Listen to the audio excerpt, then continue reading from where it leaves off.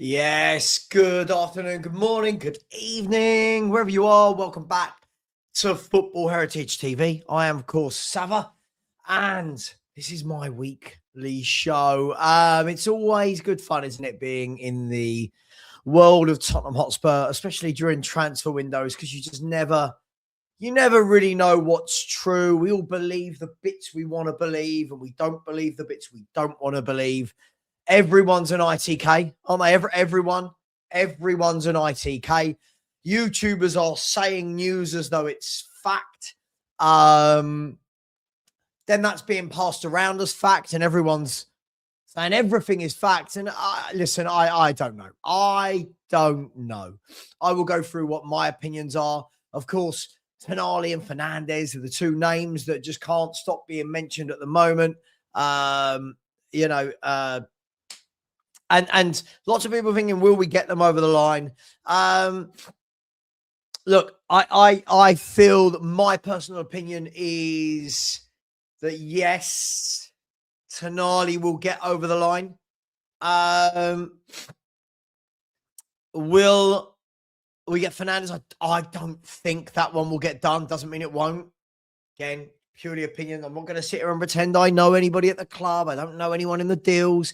Just from, you're looking at all these things and you're trying to piece together a puzzle without really knowing what the end picture looks like. So, look, I don't know. My gut tells me that maybe Tonali is the easier deal. And I know that sounds crazy, but a lot of people seem to be talking about Tonali, and there doesn't seem to be any other clubs involved at the moment. Like, we're not hearing that anyone else has bid for him.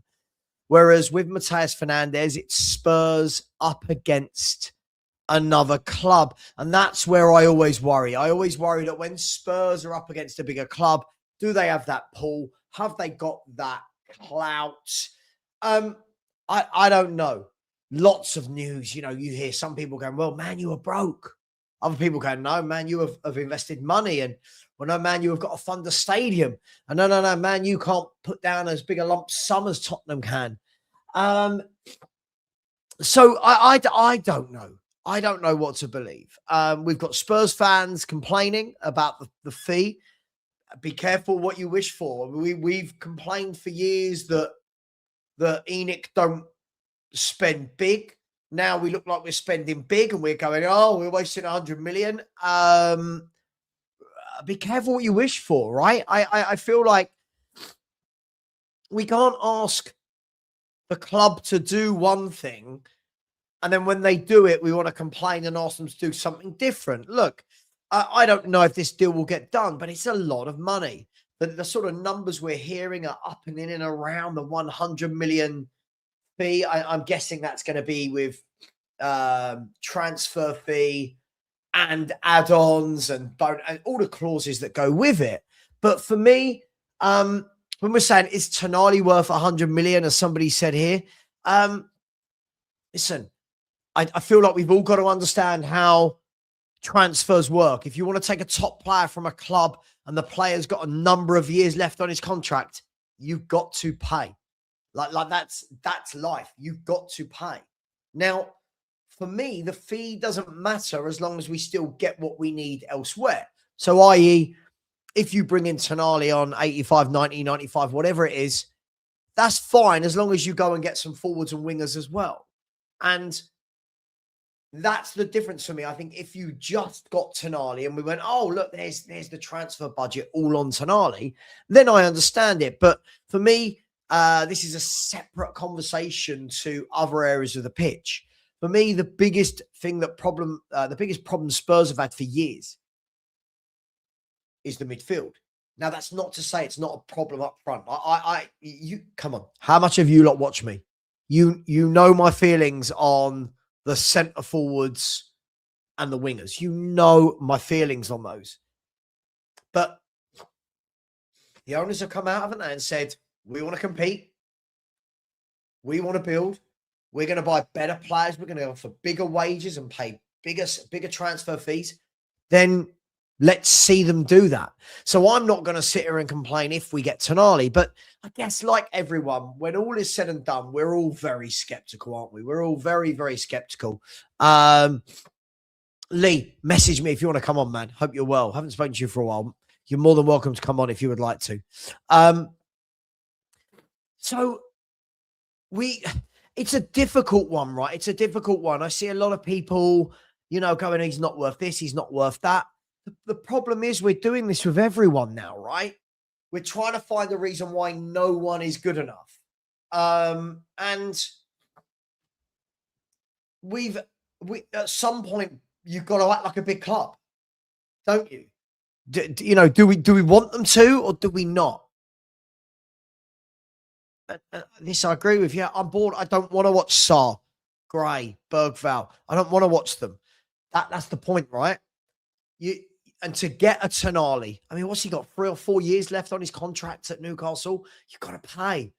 And again, you've got to ask yourself, is it your money, right? Like it Spurs' money, right? And we've asked for them. We've asked for them to spend money. Right? And when they're about to, are we gonna be upset? Not for me.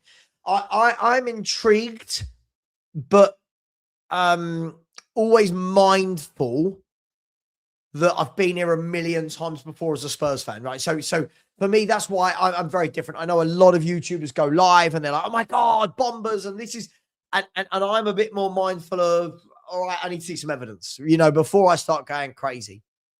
The transfer market is hotting up, isn't it? We're seeing Granit Xhaka could be going to Chelsea, which I think is a great signing. I mean, you think about it, that's Alonso's guy, right? You've got Pascal Strike is leaving Leeds and going to Brighton. You've got Akliouche, who's in talks with PSG. Remember, I had fans joining my show going, it's a farmers league. Akliouche isn't good enough for Spurs.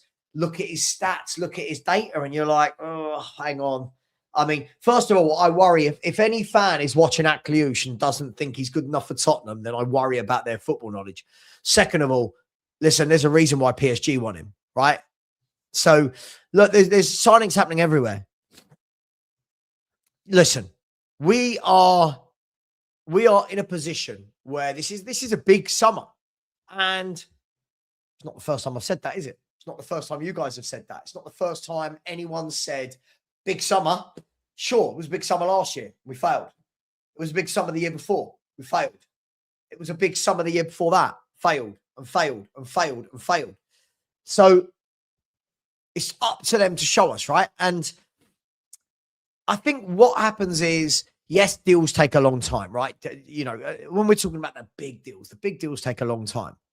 But I think what it almost needs is we kind of need a Tonali deal, right? So that everyone can just go, okay, right. We've seen now that you can get a big deal done, right? And until that happens, we're all going to be skeptical, right? Until that happens, we're all going to be very, very skeptical about these owners. And I'm no different to you. I'm just because I sit on YouTube and say, I'm no different to you guys. I want Spurs to sign good players, but can we do it? I think there's going to be drawbacks. One, we're not playing in Europe. You've got no European football. Now, for some players, that's going to be a big factor. Not for all players. I don't know everyone's personality, but some, you've got person A who'll go, I want to play in Europe, and person B going, actually, I can see that we'll get back into Europe next year. I can wait.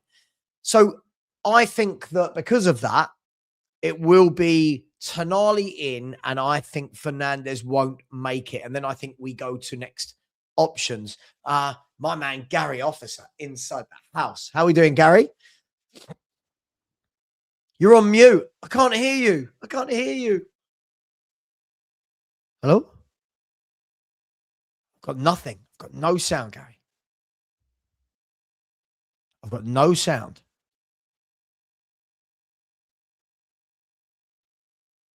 Nope. Well, we'll try and bring Gary in a bit. So that's only my opinion. Listen, it's not about being in the mud. I don't know if I'm right or wrong. Every time a football conversation happens, it doesn't mean people are in the mud. I just have a feeling that Tonali, yes, as it stands of now, as with the information we've got now, I think Tonali will get done. It feels to me, just from what you're reading and hearing and seeing, and you've got to always be mindful that some of it's not very true. I just feel like Man United is very much going to be Fernandes' first choice. So look, we'll see. We'll see. Listen, and if we get Tonali and not Fernandes, this is where we need to see what our Spurs made of. This is where it's no longer about what do we as fans think. It's about what they said to us. It's about, we want to go big. Okay, cool. You want to go big? You can get Fernandes over the line. Who are you going for next? Is it Wharton? Is it Alex Scott? Is it, I don't know. Just a few names that I threw into the thumbnail. I don't know. But that's what they've got to demonstrate to us. They've got to demonstrate that if plan A doesn't work, where is plan B? Right? It's that simple. If I'm putting a bid down on a house and I don't get it, I don't just go, oh, I'm not going to move house. I go, right, where's plan B? Which house are me and my wife going to buy? Really bad grammar. My wife and I, what house are we buying? We're not just going to go, oh, well, our first choice house fell through. We're not going to move house. That's not how it works. Gary. I saw some lovely houses when I was in London that I think that you should buy now. Do you and I was going to say, do you and I and everybody else in our chat have enough money to afford them? Well, this is the thing. This is the thing. How are you, my man? How are you? Great. Just got back from holiday. Beautiful, lovely. And good. A little bit of World Cup is on. It's going to be interesting to see, who's doing what, a little bit of Spurs transfer chaos. We all love that, right? So, yeah. I think as the years have gone by, Gary, I'm a little bit more like, I mean, look, we're all impatient. I think that's true, right? We see a name. If we use Tonali, for example, we see Tonali's name and we all go, oh my God, give me Tonali. Where is he? Why is he not signed yet? And listen, I'm no different. You're probably no different. Like, we're all no different. For me, all I want to know is that Spurs, I've said this for years, Gary. We've known each other for years now. Yep. I need a plan. Yep. So it's not that if Fernandes doesn't get over the line that we just go, oh, well, we got Tonali. I want to know, all right, we got Tonali, but you had enough money there for another midfielder. Right. Where's your go-to? Is that how you see it? Yeah. What gaps are we trying to fill, right? We get Tonali. Then who else should we get, right? That's complementary. Like we've talked about, it's systems and players, we're talking about for the World Cup. And so it's like, okay, if we get Tonali and we don't get Fernandes, that's fine. You don't get every single, I mean, Man City probably do, Arsenal, there's a few, Real Madrid and whatever else, Bayern, but we're a step below them. So we know that there are good players that we can go out there that have complementary or, skill sets that we need that we've been lacking, which is the reason why we are so hungry, because it's been so poor, right? And it's been so poor up front since we lost Kane and Son, and it's been so poor in the midfield since Dembele, basically. And that's a long time. I mean, that's like over half a decade of just boring, bleh, And so I think everybody just wants to start the season with just some better players, right? And we're not saying world beaters. We're not saying Galacticos. We're saying get some better players. We want to see a system. We want to be working towards something. And if we see that, then it makes 2 or 3 years, not as big of a deal. But if we don't see that, it's the same empty, garbage dump that we've been in for the last 5 or 6 years.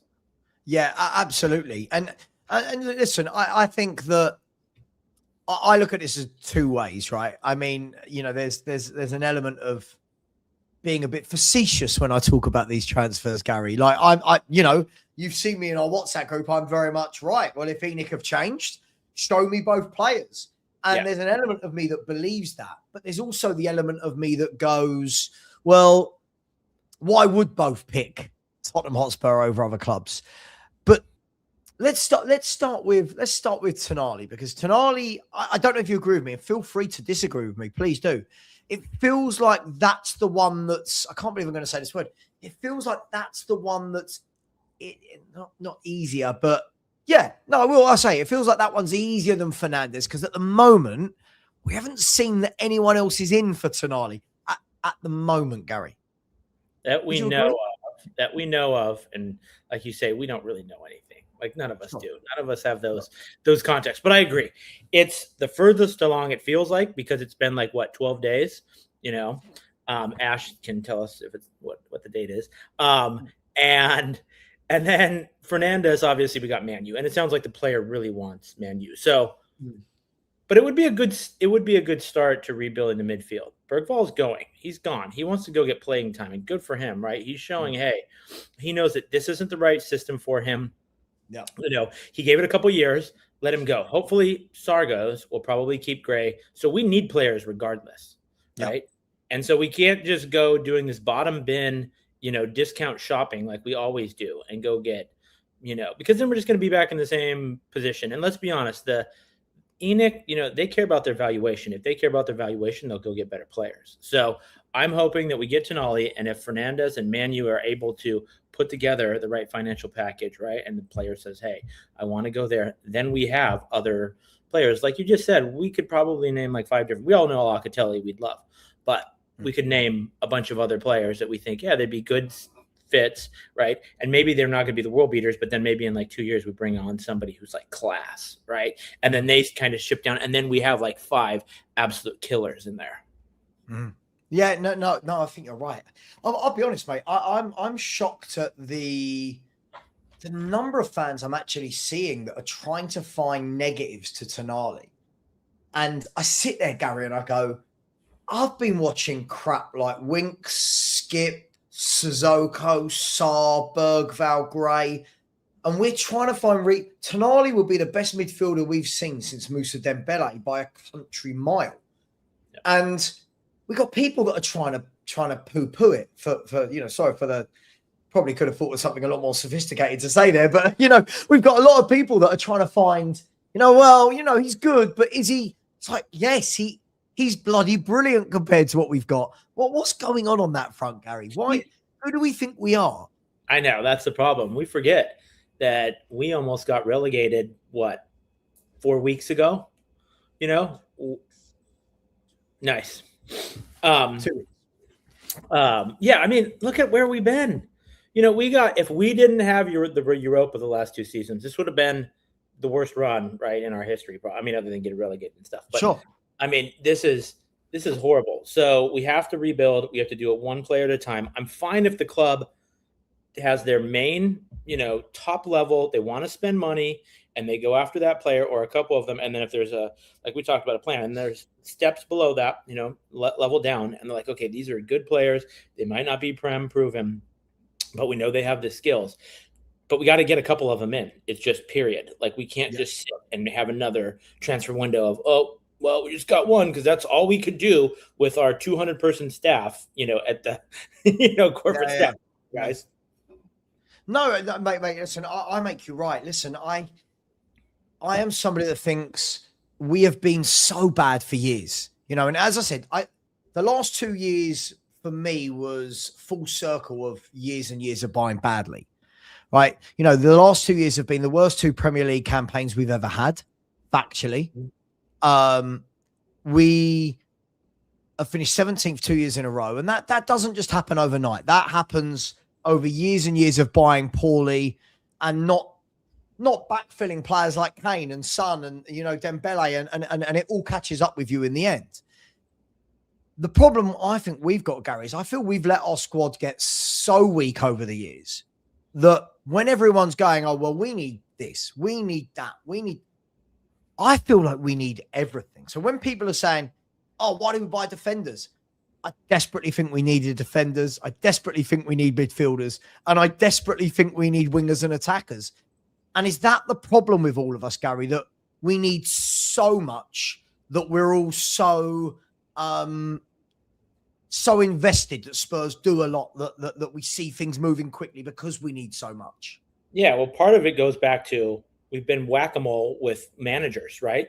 I mean, come in, whack, head's gone, off with their head, and then we bring in a totally different style, and so we have a team fit for no one. So we're trying to do everything all at once. We've been giving these great press releases, nice corporate spiel that okay, we're committed to this, that, the other, and blah blah blah. So yeah, I mean, we're between a rock and a hard place right now. So I really hope that, again, like we've talked about, we'll talk about other players, but if you look at what we've done with the defense, like we've got a solid little defense now that fits the way that RDZ wants to play. Yep. Good. That's what we need. Okay. So, and then who knows what will happen with Romero and Dragusin and those guys, but we're solid there. So that's what we want to see in the midfield. And then we want to go to, the front three, and it might not be all of our wildest hopes and dreams. Harry Kane might not just tweet, "Oh, I'm coming back, everybody," and then loses his mind, but we can there are solid players out there, would have been great to get Ramos from PSG, and somebody like that. It's tough. I mean, obviously Milan, they still got a name and whatnot, but so I hope that we can players like that is where I think we should be looking at. But again, obviously, I don't know whether or not De Zerbi's been, maybe Tottenham were offered him. Maybe De Zerbi said that's not my guy, but you're absolutely right. There are players everywhere, right? There are players everywhere, and I think the problem is, we do this every year. This is all fan bases, right, Gary? So because Tonali and Fernandes were mentioned, it's like everything else, all the noise for everyone else going. It's like now these are the only two players in the world. Do you know what I mean? It's like it is Tonali and Fernandes or nothing. If Adam Morton was mentioned tomorrow, I would be like, yes, please, hands up. But that's exactly where I was going. That's exactly where I was going with it, Gary. Was going to be, if you can't get Fernandes, what I want to see is that Tottenham go, okay, Fernandes has turned us down for Man United. However, we've just bid 85 million for Fernandes. What can we do with that 85 million? Hello, Crystal Palace. Now, I don't know Adam Morton, Gary. I'm guessing that you don't know Adam Morton either. But I'm his dad. Yeah, you're his dad. Yeah. Like, I don't know. Maybe we go there and Morton says, I've got no interest. I don't know. Maybe he says, yeah, I want to go to Tottenham. So I want to see that sort of behavior. Not the moping. If Adam Morton says, yeah, I want to go to Tottenham, I would question him at this age. No, he seems like he has a really solid head on his shoulders. You talked about him. I could see him in a Real Madrid shirt for some reason. I don't know why, but he's a good player. He's just a solid player. But to your point, we've talked about, and there's a Locatellis and Neveses. There's players that we need that might be for a couple years only, right? To get us the skills, the patience, the leadership, the passion, all those things, right, that we need for a couple years while we go out and maybe we don't have Lang and Vinay anymore. Maybe something else happens. So I think we don't need to be short-sighted, but we're not hearing. That's the problem. We're not hearing that there's anybody else other than these two. So that's the only information we have to go on. Sure. Well, I guess, as with anything in transfer negotiations, it's a tough one, right? Like if you are trying to get two massive deals over the line, and you have a third midfielder on the go at the same, if we were saying, right, we've got 100 million allocated here for Tonali, we've got 85 million allocated here for Fernandes. You're not also going to be in talks with Adam Morton at the same time. You know what I mean? But at the same time, what I want to see is if Fernandes doesn't come, show me. What I want to see the day after, 2 days after, Spurs are in for this player. Spurs have made contact with this player. That's more important to me, Gary, as a club moving forward, that we act like that than it is the individual saying no to Tottenham. Does that make sense?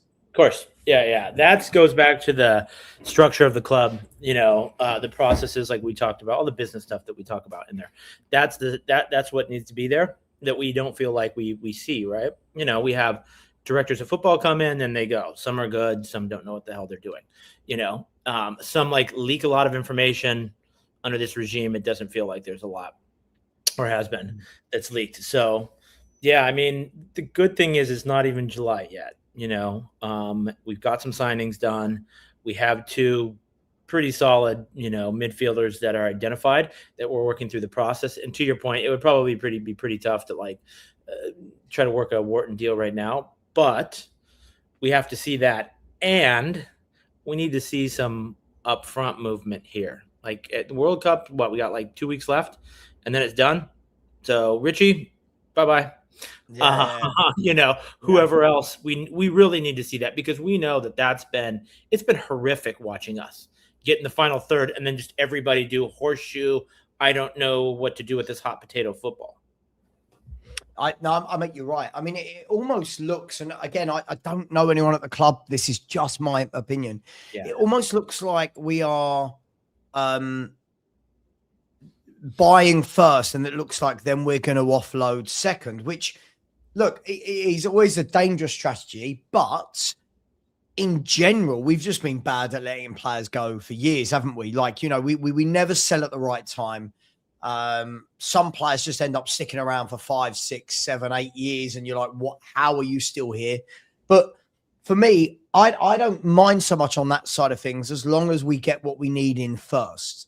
Yeah. Because if you get what you need in, for example, if Tonali and Fernandez were to come in, or Tonali and Scott, whoever, and we'll talk about other options in a minute, then you go and buy 2 wingers and a striker.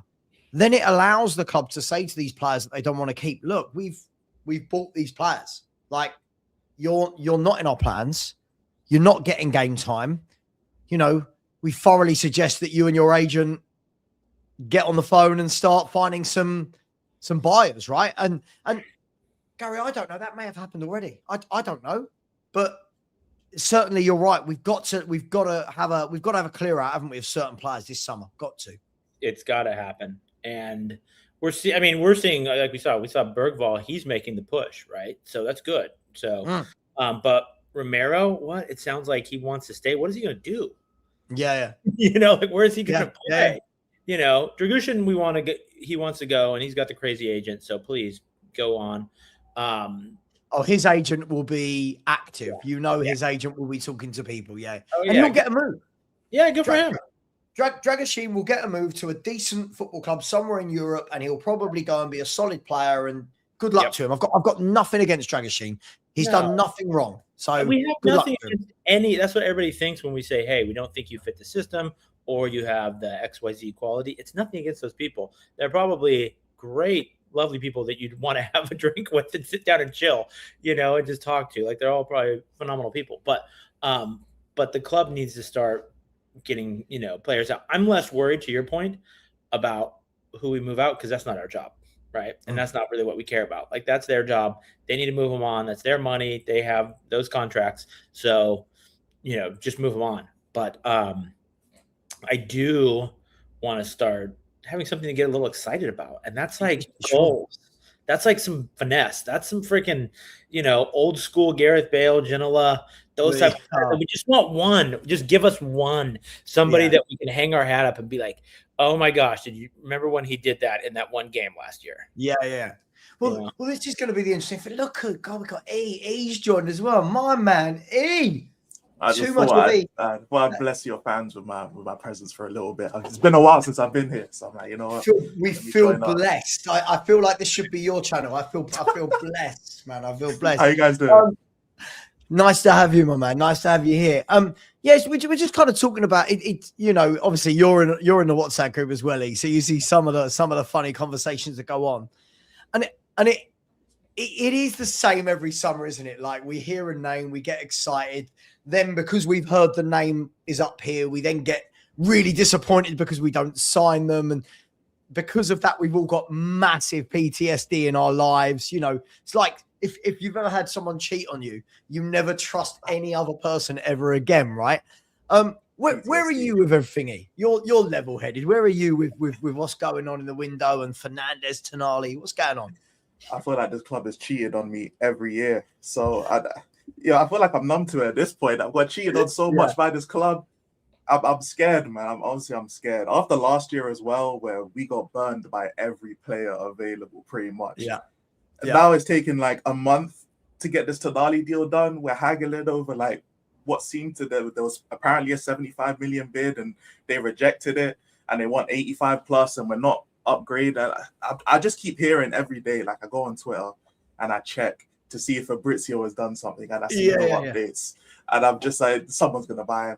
Someone's going to get him. And I'm not even worried about Fernandes at this point, because whatever Man United wants, they get in it at this point. They're in the Champions League now. They've had their time, but we haven't done what's required. So now we're still in that time. So I just hope we get this deal done so we can get attackers, because we still can't score. Even with this lineup, even with players coming back, we still can't score. So like, Kudus coming back is not going to give me any, because he'll set up who? Like, who's he setting up? Like, something, but they can't score. Completely agree.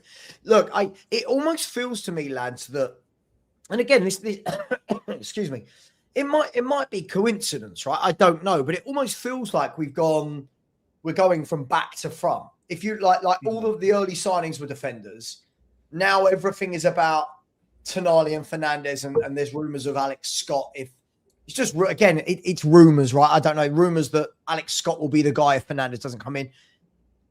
But I don't think people will settle down, and you've both mentioned this in the last 5 minutes. I don't think anyone's going to settle down until they see us in talks with wingers and strikers, right? Like, and this is the problem. We needed midfielders and wingers and strikers. This is it, right? It's not like you can look at other clubs and you go, cool, they've got a really good team, but they got shit goalie or a shit forward. I look at Spurs and go, we need everything, right? So when are we going to start looking at forwards, Gary? Who are we looking at? What's going on? I mean, what have we heard so far? We've heard Rashford maybe a loan, but his wages, and the Savio deal has been sitting there for what, like a year? Just waiting for him to pull the trigger, or Pep to leave, or to get it signed. So I mean, it doesn't give us a lot of hope right now. I mean, there's not like any. I mean, Rashford would be by far better than what we've had for last couple seasons, and it looks like. Gary, just quickly. Sorry, Gary, just quickly. Did you see that post that was put in our group with someone on X who said that they'd rather have Tell than Rashford? Yeah, that's stupidity. Twitter is. I limit myself to like about 5 minutes of Twitter a day because I'll have a headache. I can't do it. Sorry, Gary, I cut you off. But I just thought it's fans like that where I almost think I hope we don't sign it. Do you know what I mean? It's fans like that where I want to, But sorry, Gary. No, I want to sign him because of fans like that. That's the thing. Yeah. So that he takes Tell's spot. But it's like those two. That's all we've heard, right? Yeah. So we don't have much to go on right now. We have no idea what they're thinking, but we got to know that De Zerbi's like, okay, that 11-game slog was tough, right? This ain't going to cut it. We get Solanke back. Okay, well, that's fine. It's good to have him, but he should be, the backup striker. He should not be the main man. Odebear's out. Tell showed that he just isn't at the level. Kudus is coming back. Matters is coming back, but we know he's hurt half the season, So, Jacques, we just have problems, man. We just have real problems. So I want to hear a couple solid players. I don't know. E, what do you think? A couple years ago, it's crazy because I love Marlon, but every time Rashford has a good game, he sends me a message. Because a couple years ago, he asked me would I take Rashford on loan, and I said no. And ever since then, whenever Rashford does well, he has to send me a message about and I can't lie, he was right and I was wrong, bro. Look, Rashford, I know he's not a pure striker, but he's a goal-scoring minded winger. And I don't care how goal-scoring minded Tell is. Like the one time he scored a goal, he kicked Ampadu in the face. So I don't trust what Tell wants to do with the football. So I would love if with Kudus coming back, if we had a goal-scoring minded winger like Rashford on the other side. And if you don't want to go out and buy a striker or buy a winger, then get Rashford on loan if he wants to join on loan, like for a season or something. Then it will give you enough. Like obviously the wages would be high, but then you're not spending a transfer fee and wages. Like there's different things we can do at least for now. Is like if you want to build from the back, we've got defenders. If you want to get midfielders now and then you think about strikers later, then at that point, if you don't want to splash the cash on strikers, at least do like some loan deals. I know like Sancho's inconsistent as well, but like we as a club are inconsistent.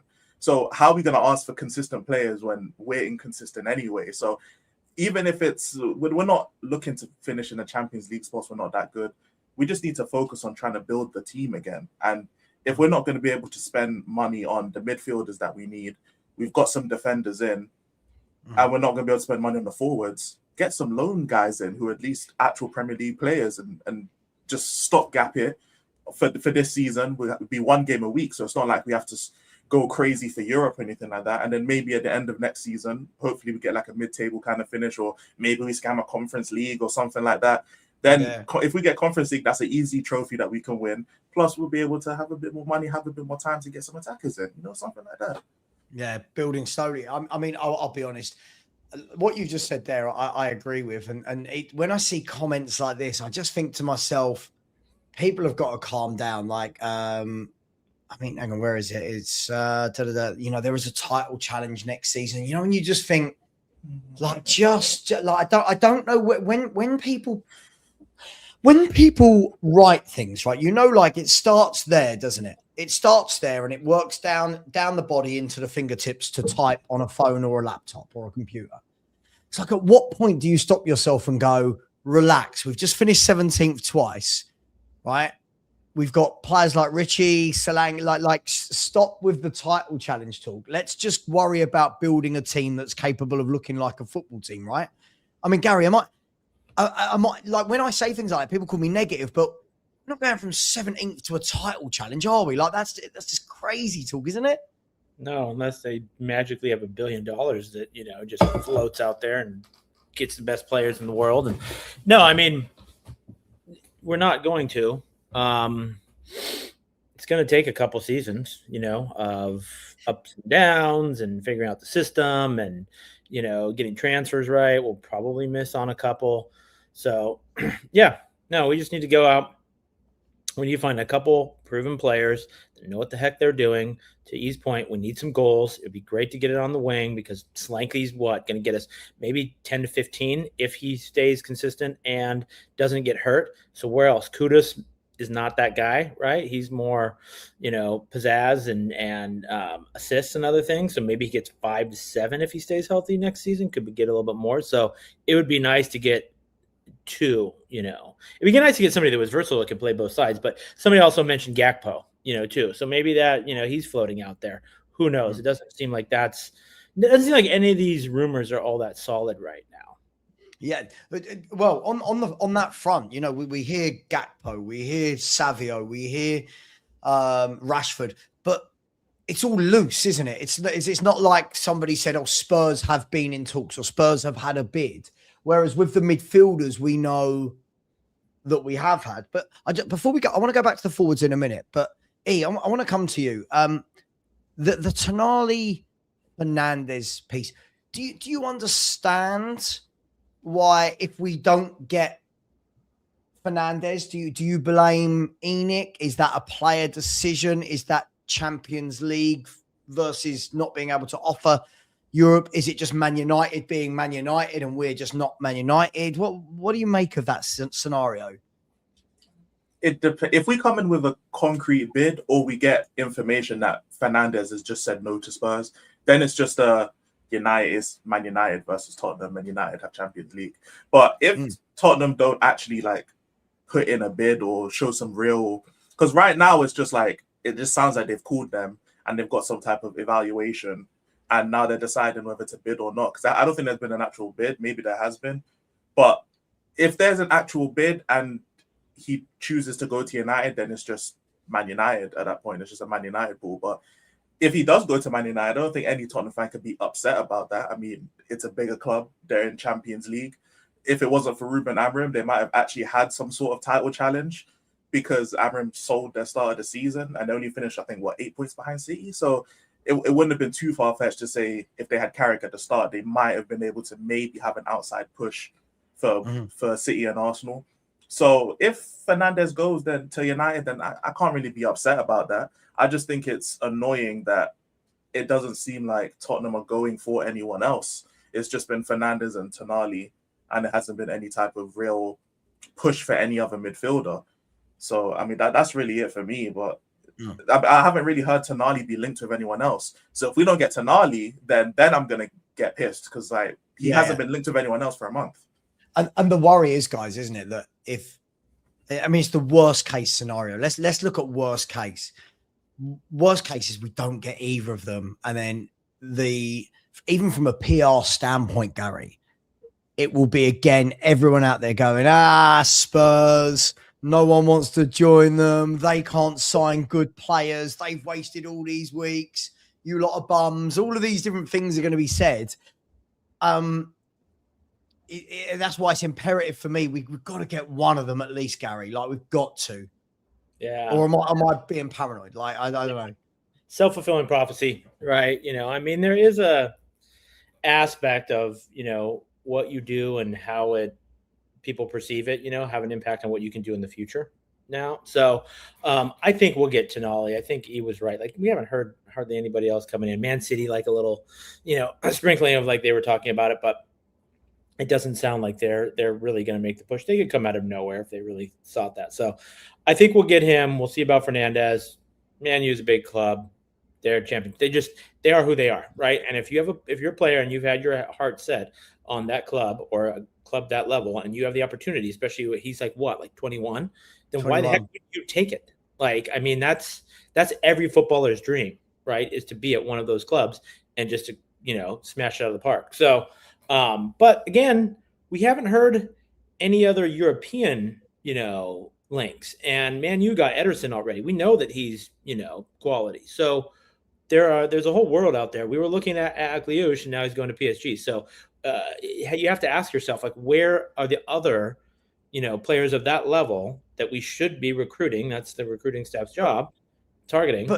But at the moment, though, lads, I don't disagree with you, Gary. But at the moment, it very much looks like everyone we are going for, bar none, unless you guys can tell me, is Premier League. It feels like every single, if you look, whoever we're linked with, Scott, Wharton, Tonali, Rashford, Gakpo, Savio, Senesi, Robertson, Van Hecke, Dubravka, they're all Premier League players, aren't they? Like, so it doesn't look like we're actually going for any of these kind of deals. And that's why the money's going to have to be spent to get a Fernandez, to get a Wharton, to get a Tonali. Yeah, I think that's their version of panic. It's like, I don't think they want to like take the risk of getting a player that's international, and because we've seen a few players international last season. Even if you want to look at Artie, like Xavi Simons, Kolo Muani, Florian Wirtz, like some of these players took some time. I mean, Kolo Muani didn't at all, but some of these players took some time and still getting a move to Juventus. Like, it's crazy. And he's still going back to Juventus. It's crazy. It's madness. Yeah, it takes some time for some people to like get acclimatized to the Prem, and especially like players from the Bundesliga and even Serie A. The way the game's played is just really different. So I don't even think that, in my mind, the way I'm looking at it is the board is like, we need to get players who are already accustomed to the Premier League, and they know what's the physicality level, they know what's expected, how they have to play. So they're like, you know what, let's just get Premier League players in. And then we can start going across Europe and trying to find people. So almost, let's just get back to being a solid football team first and foremost. Let's not get relegated. Pretty much. Yeah, let's not have another 17th place finish. I mean, it's interesting because like you mentioned there, like Ederson, right? I mean, Man United are. It worries me because Man United revamped their entire attack last year, didn't they? They spent £200 million on the strikers. If they get Fernandez, they've just gone and revamped their entire midfield. And they've literally gone and bought a brand new midfield in Ederson and Fernandez. So it's another club that are just starting to push up there. And that's why I think it's then important that Spurs don't sit on their laurels as, let's not, I don't want to cry over spilt milk that we didn't get Fernandez. I want to go for the next one. I want to see that we are, listen, I'm using Wharton because I feel like Wharton and Scott feel like the obvious next choices from Premier League players for me. Mm-hmm. Both add the homegrown quota as well. Both are from clubs that realistically we should be able to, Gary, like Wharton and Scott. Should Spurs be able to get those two? Not both of them together, but I mean, like, should we be able to get both of those? I feel like it's maybe a level. Like Wharton's a level above Scott. right? I agree. Yep. So he could be Liverpool. We've heard, somewhere else. Scott, absolutely.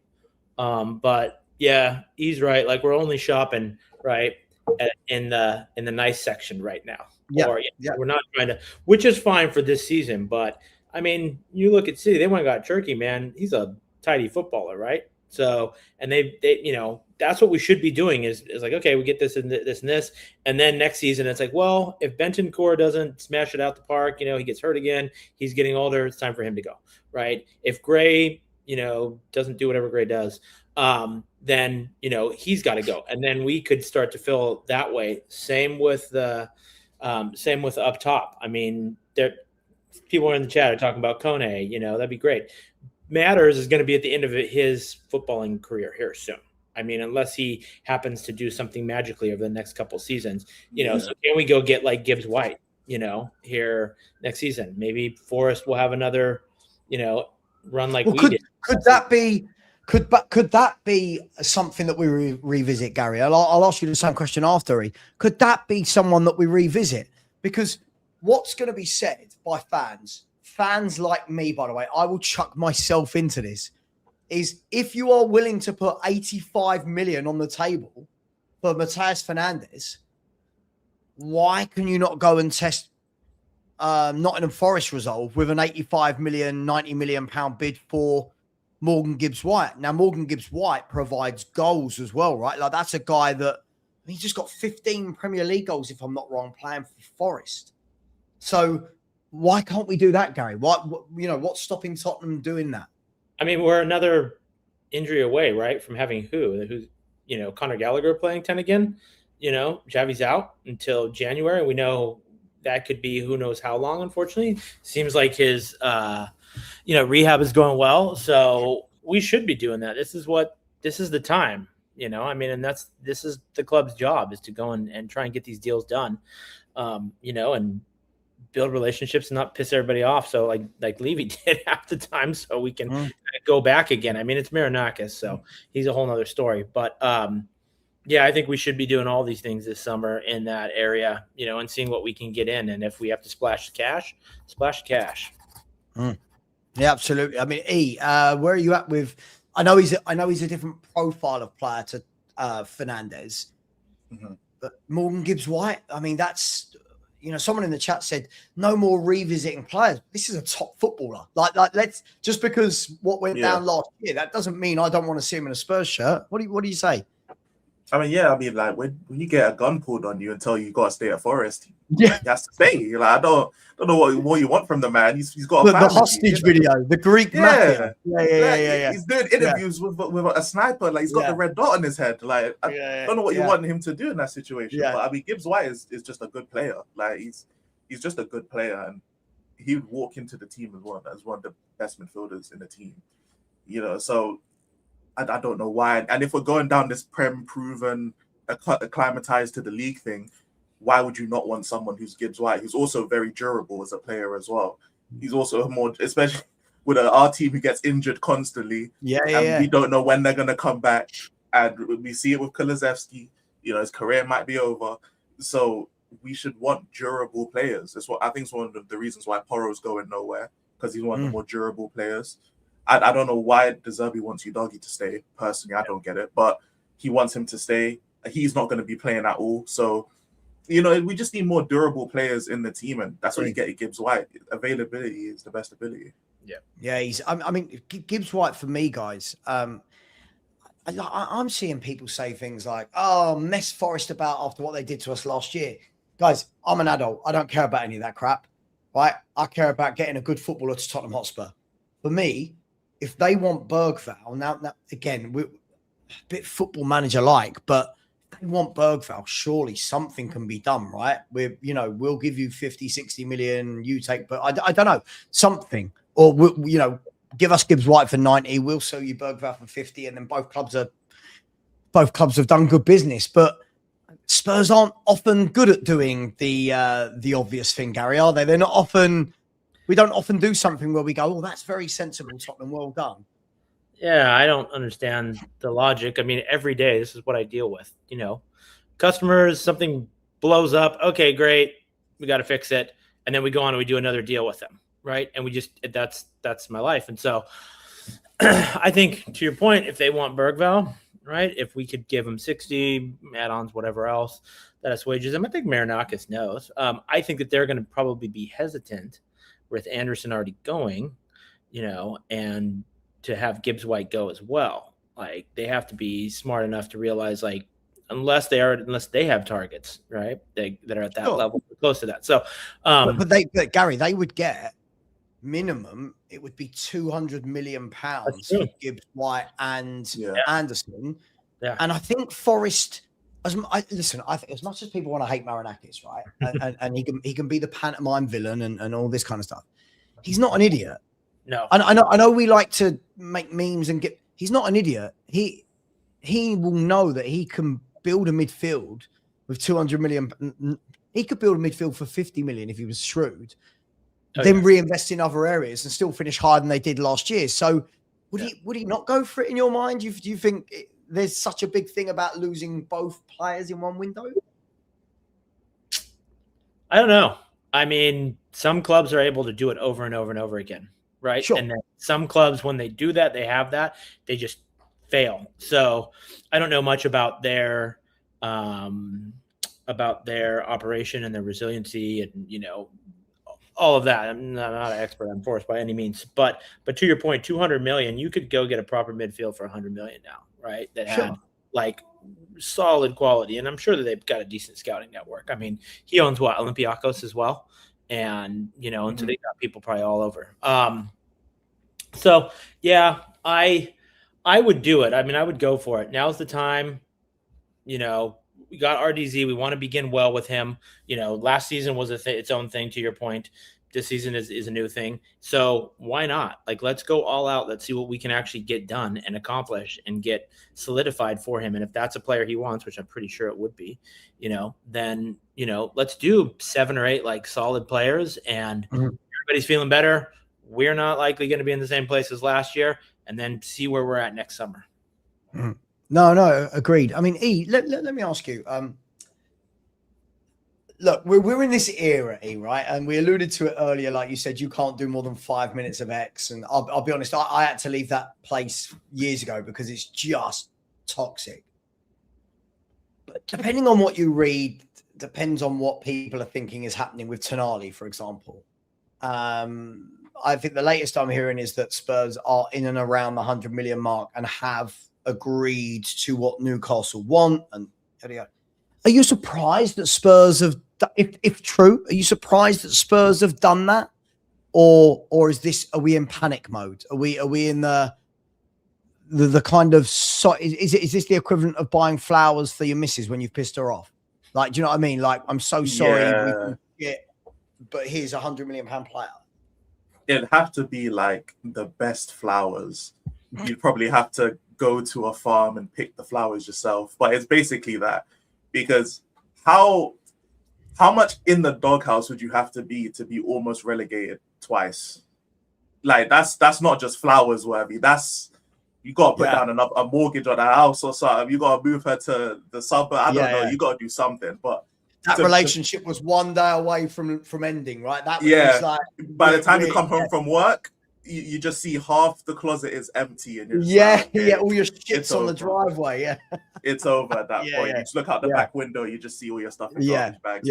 That's where Tottenham is at. So to say I'm surprised, no, but it would be nice to finally see it. It's a shame that it would take this, because I mean, before it was, what was our highest transfer? Ndombele or Solanke or one of those two? But I think it's like 67 million on Solanke. Yeah, something like that. And it's like, how, especially with the way the market's gone with inflation, with how transfers are going, how long can you really compete, or at least not even compete in the Premier League with your highest signing being 60 million, basically? Look at what other teams who aren't even in Europe are spending that type of money, even if it's just on one player. They're making sure that player is at least impactful. And our signings for that money is just the opposite of impactful in any kind of way. So I'd be happy, but it's like, damn, we had to we've been through counseling, we've been through therapy, we had to do all this, and you still didn't take the lessons in. And now that I'm trying to leave, this is what you're doing to me? We've been on the hypnotist couch and everything, man. We're trying to get over this PTSD. And look, guys, if Tonali joins, and I have to premise everything with if, because I can't sit here as I'm not an in the know. You know, guys, you know my feelings. You see every day. You know my feelings on ITKs. I feel like they say everything, and then that means somebody can go, "Told you," and you go, "What do you mean you told us? Like, you told us everything." If Tonali signs, would you guys be pleasantly surprised? Would you be surprised that he's agreed to join Tottenham with no Europe, or a Tottenham a big pull, or is it the De Zerbi factor? What's your feelings there? Because a lot of other fans, I'm seeing it in the chat right now, Gary. Seeing in the chat, people going, Tonali's not coming to you guys. He don't want to join Spurs. Would you be surprised? It seems, though I have no way to authenticate it, right, that it's De Zerbi and his relationships right now. I don't know if the club actually know what they're doing, honestly, yet. But from what we've seen, right, Van Hecke, it was De Zerbi. He liked playing for him, right? And it might be that this guy, Andrew was shrewd, getting some players over the line. Don't think he got the right ones, but it seems like he could be, that type of communicator, relationship builder, vision caster, and done before, right, at Brighton, other places. And we get a couple of those. Hey, I'll take it. You got to do whatever you can when we're at the position that we're in, unless you can really just go in and throw all the money in the world, and then people will come. So to me, that's what I've seen. But again, it's all speculative. There's nothing that we have to go on. Yeah, it's crazy, isn't it, E? Because I'm somebody that goes, Tonali. No, like, if somebody said to me last season, Tonali's joining Tottenham in the summer, I go, crazy. Shut up. Crazy. Like, surely Arsenal or Liverpool or City or Chelsea. But I don't want to tempt fate. But it kind of looks like he must have agreed in some way to come here, because personal terms are agreed, and you don't agree personal terms if you have zero interest. Yeah. So, for sure. Are you surprised? Are you like Gary? Is it the De Zerbi factor?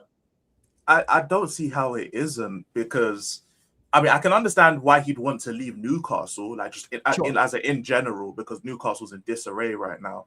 But to come to Tottenham, it'd have to be because of De Zerbi. Because I think it's just the Italian thing. I think that's why De Zerbi wants Udogie to stay, is because of the Italian thing. I think you might be able to get to him or something like that. I don't know, but it has to be because of De Zerbi. I don't see any other reason, because if it was any of the previous managers, like any of them, it could be Frank or Andrew or even Igor Tudor, Jesus Christ. Yeah. But it could have been any of them. And I don't think Tonali even looks our way. I think it has to be because of De Zerbi. And you see it because not all of the transfers that we've gotten, or at least been like linked up or brought up, it's not like we're all looking at them like, oh, this is a good decision. This is a good decision. I think, like, for example, like Kinski being the number one keeper now, as opposed to getting another keeper now that Vicario is leaving. I think everyone can kind of, as much as people may be high on Kinski, we've definitely downgraded in terms of goalkeepers, at least as of right now. Like, we can't project Kinski to be a great goalkeeper in the next 4 years. But some of the decisions, it just screams De Zerbi, and it's like, okay, so I guess De Zerbi is, for right or wrong, whether he's making a good decision or a bad decision, he does seem to have some form of control.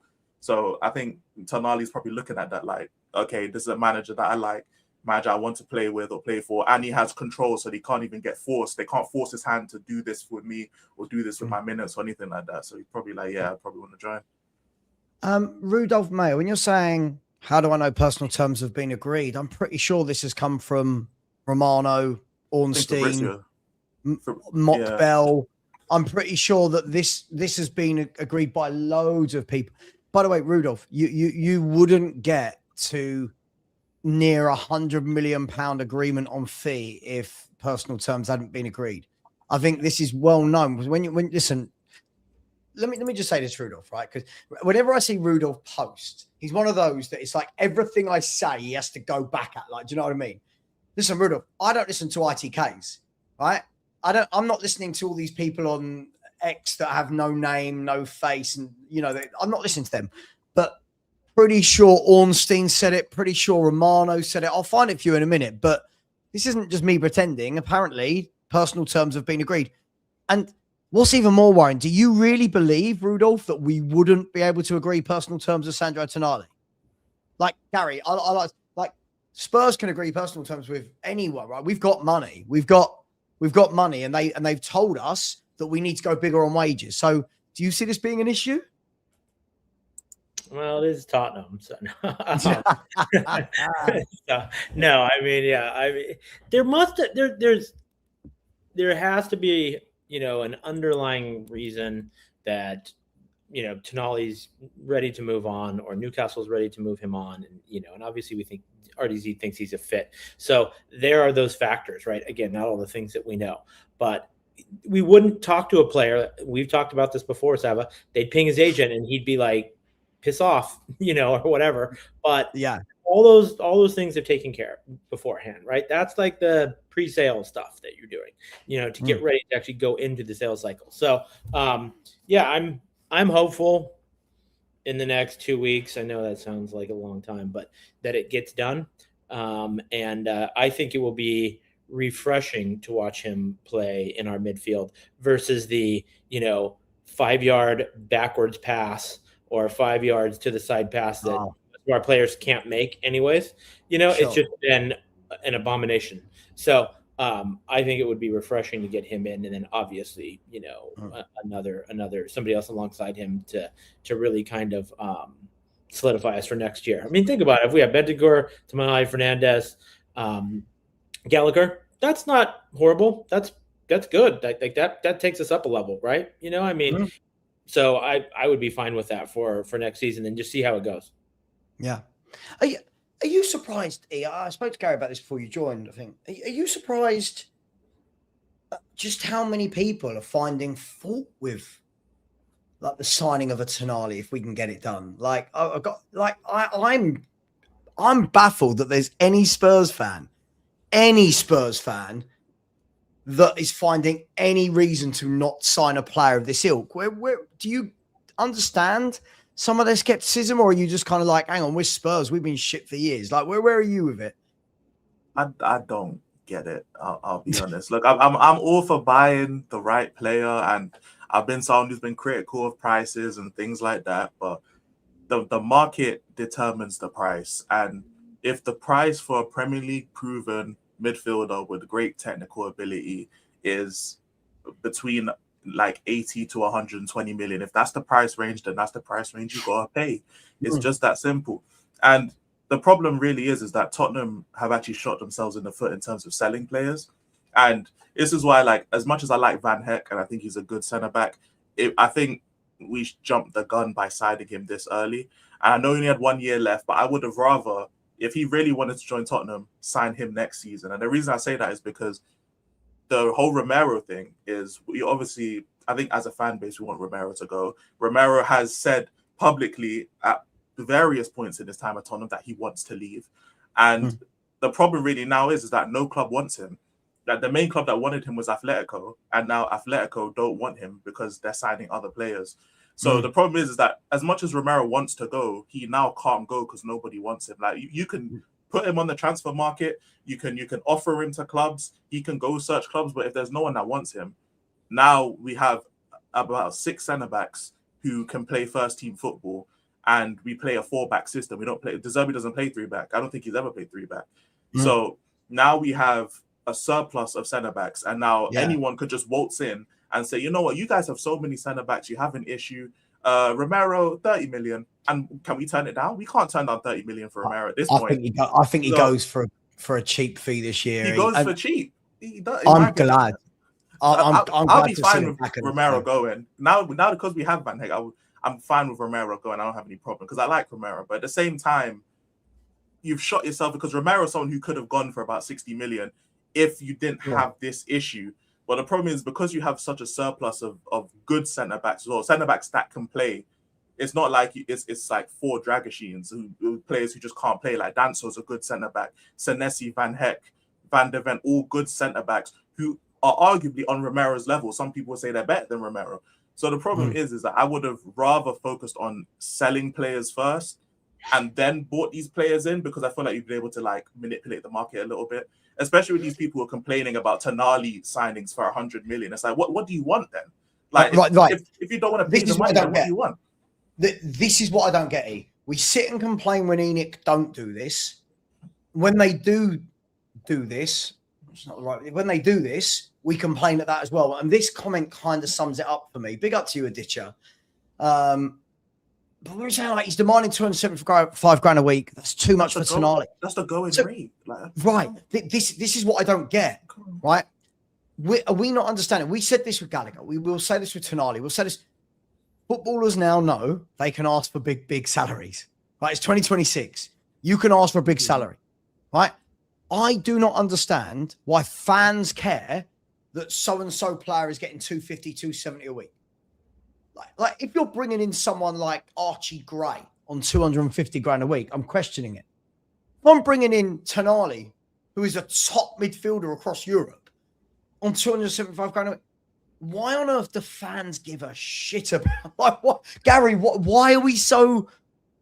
Is it just talk for talking's sake at this point? Like finding things to be annoyed about rather than saying my club is acting like a big club. I don't know any other sport. I mean, you look at other sports and it's like, yeah, that guy got paid $200 million. Okay, cool. But they don't care about anything else that I played or followed. Just don't care about it, right? It's like, hey, get that guy because we want to win. That's what we care about. And I think that this is all noise. It would have been great to get. It would be great to get, 60 million for Romero. Doesn't seem like, I mean, he didn't do himself any favors at the end of the season, right? Like, he got carded a bunch. He freaking bounced on the team, then flew back to get a haircut. Like, like all that stuff doesn't show well on you when you're the captain. Like, it just doesn't. No good barbers in Argentina. He flew all the way back to London for a haircut. I know. So it's like he put himself somewhat in this position, and we've seen it, right? Great specific games, and then he loses his head, right? Can't act normal when there's a Brazilian on the field, right? He just goes whole smash and just gets crazy at him. So like he has his weaknesses, and he has his strengths. And so I think it's time for him to go. But if not, then he's just going to have to suck it up, right? If the club don't want to sell, if we can't find the right buyer at the right valuation, then he's just going to be here this year, and so that's life. And then maybe we will just play 5 center backs. Who knows? We have Vuskovic still, I think. I mean, I don't know. As of this moment, he's a Spurs player.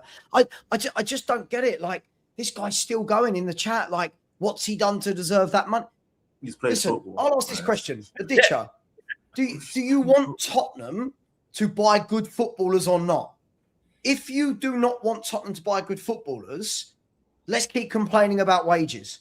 If you want Tottenham... That was 5 years ago that he signed that initial contract, though. Like, that's what I'm saying, that people's evaluations of money are stuck a decade ago. Like, that's not realistic to what this season is. Like, the money that Salah's getting is not an evaluation. Like, he signed what, 400,000 a week, something like that. That's not on the basis of what he can do for Liverpool in the future. It's off the basis of what he's already done for Liverpool. That's why he got that money. It's a thank you for the title that you basically carried us to. That's what the contract is for. Like, when you're a legend of a club, and this is why I urge people to watch other sports. When you're a legend of a club who's been there for ages, you're not signing the money necessarily. You're not signing the contract necessarily because you're going to take them to the highest level again. It's almost like a thank you for being here and getting us through it. And now you can get the big payday that you were supposed to get from your other contract. That's what it's for.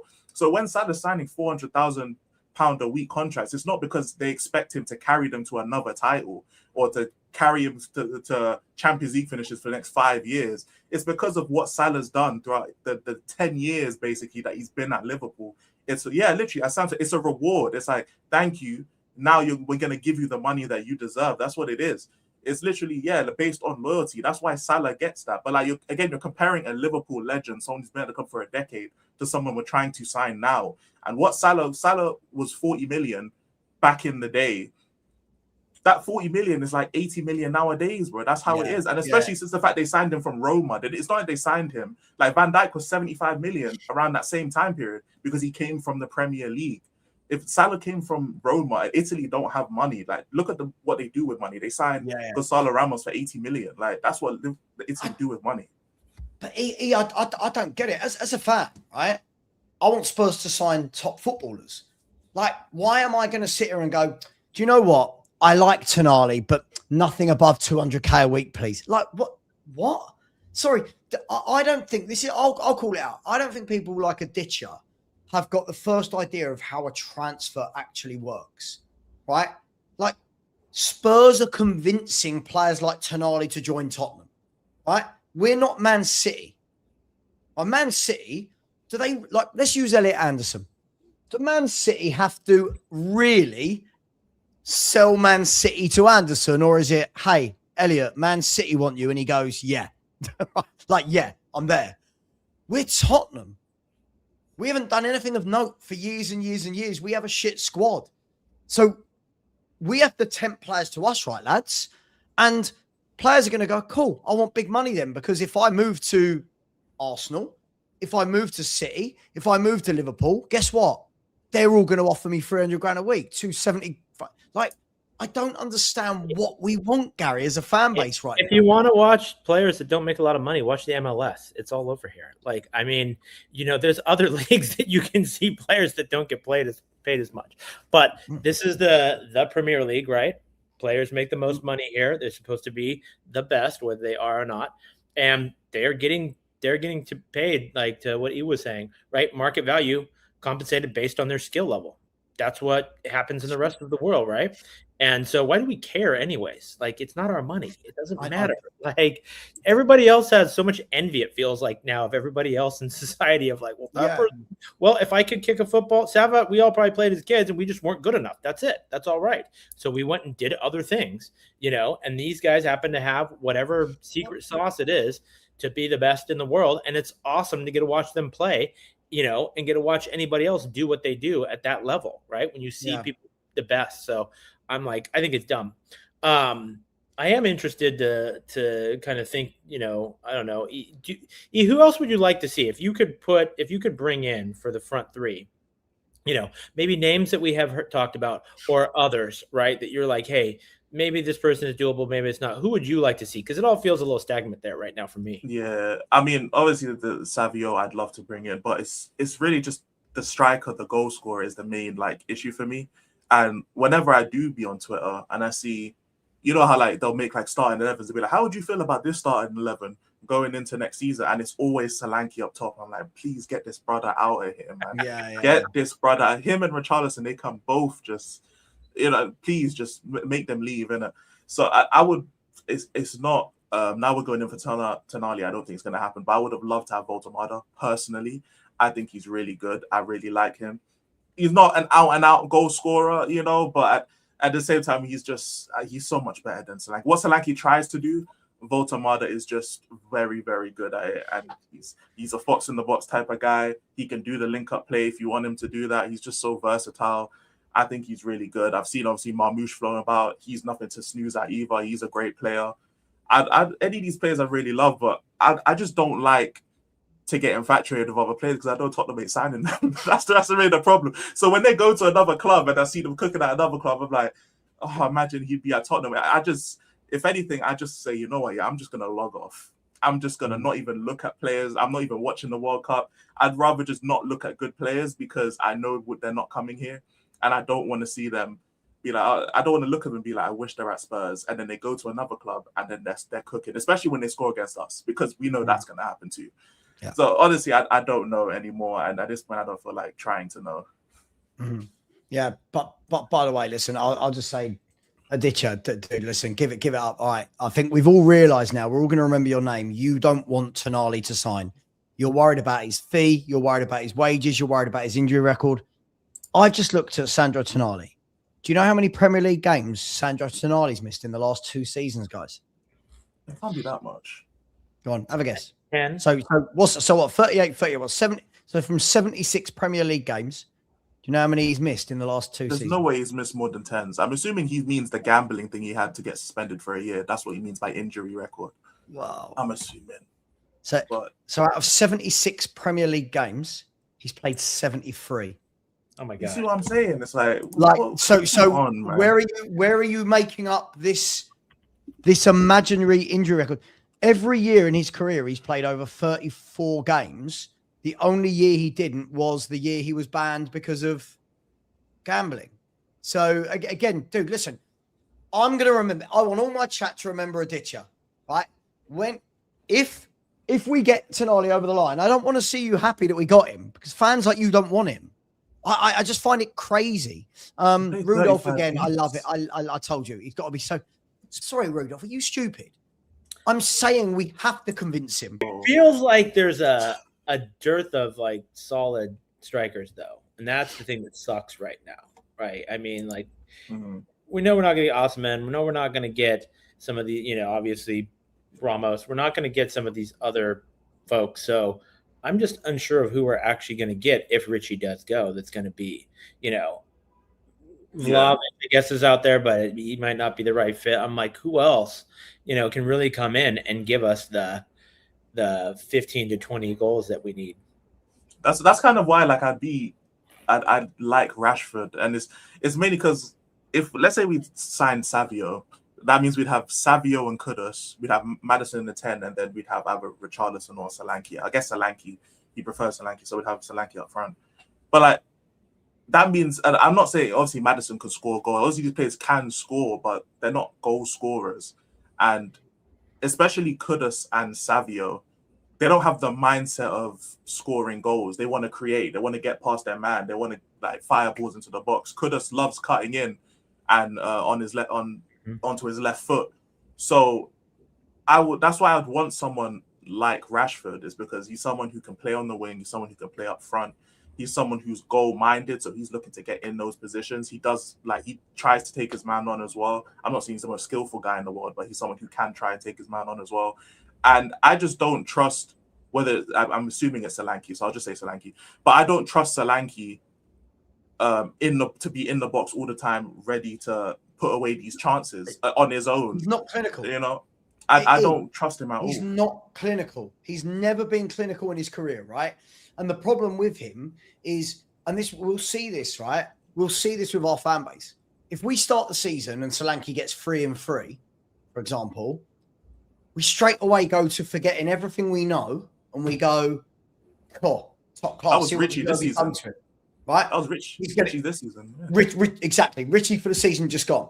And it's like, for me, I like a striker that's got that instinct that when he's in and around that box, he's trying to get his shot away, right? And I don't see that in Solanke in any way, shape, or form. I think he does some nice stuff outside the box in terms of every now and then he holds up well, he works hard, all of that kind of good stuff. But if you are not a predator in and around that box, I mean, Jermaine Defoe, right? When Jermaine Defoe used to be 25, 30, 35 yards from goal, you knew that he was going to get the ball, get it at his feet, one touch, and shoot. Right.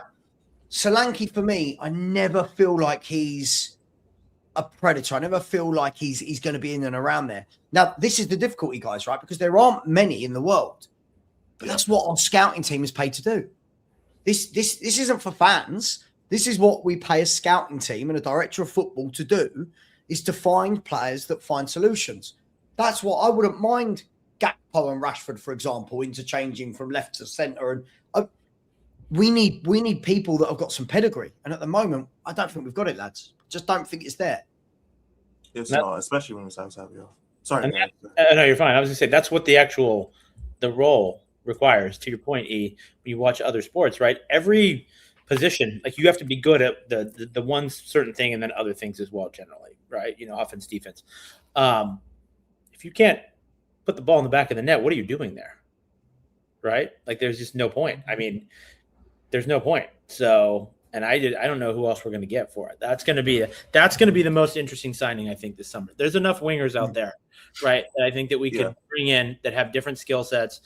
It would be great to get, a nice goal scorer on the wing as well. But I think that there's enough out there. I don't know who we're going to get up top. And let's just say Richie's gone. I just think he's going to be gone. That's good. It's good for everybody, and wish him well.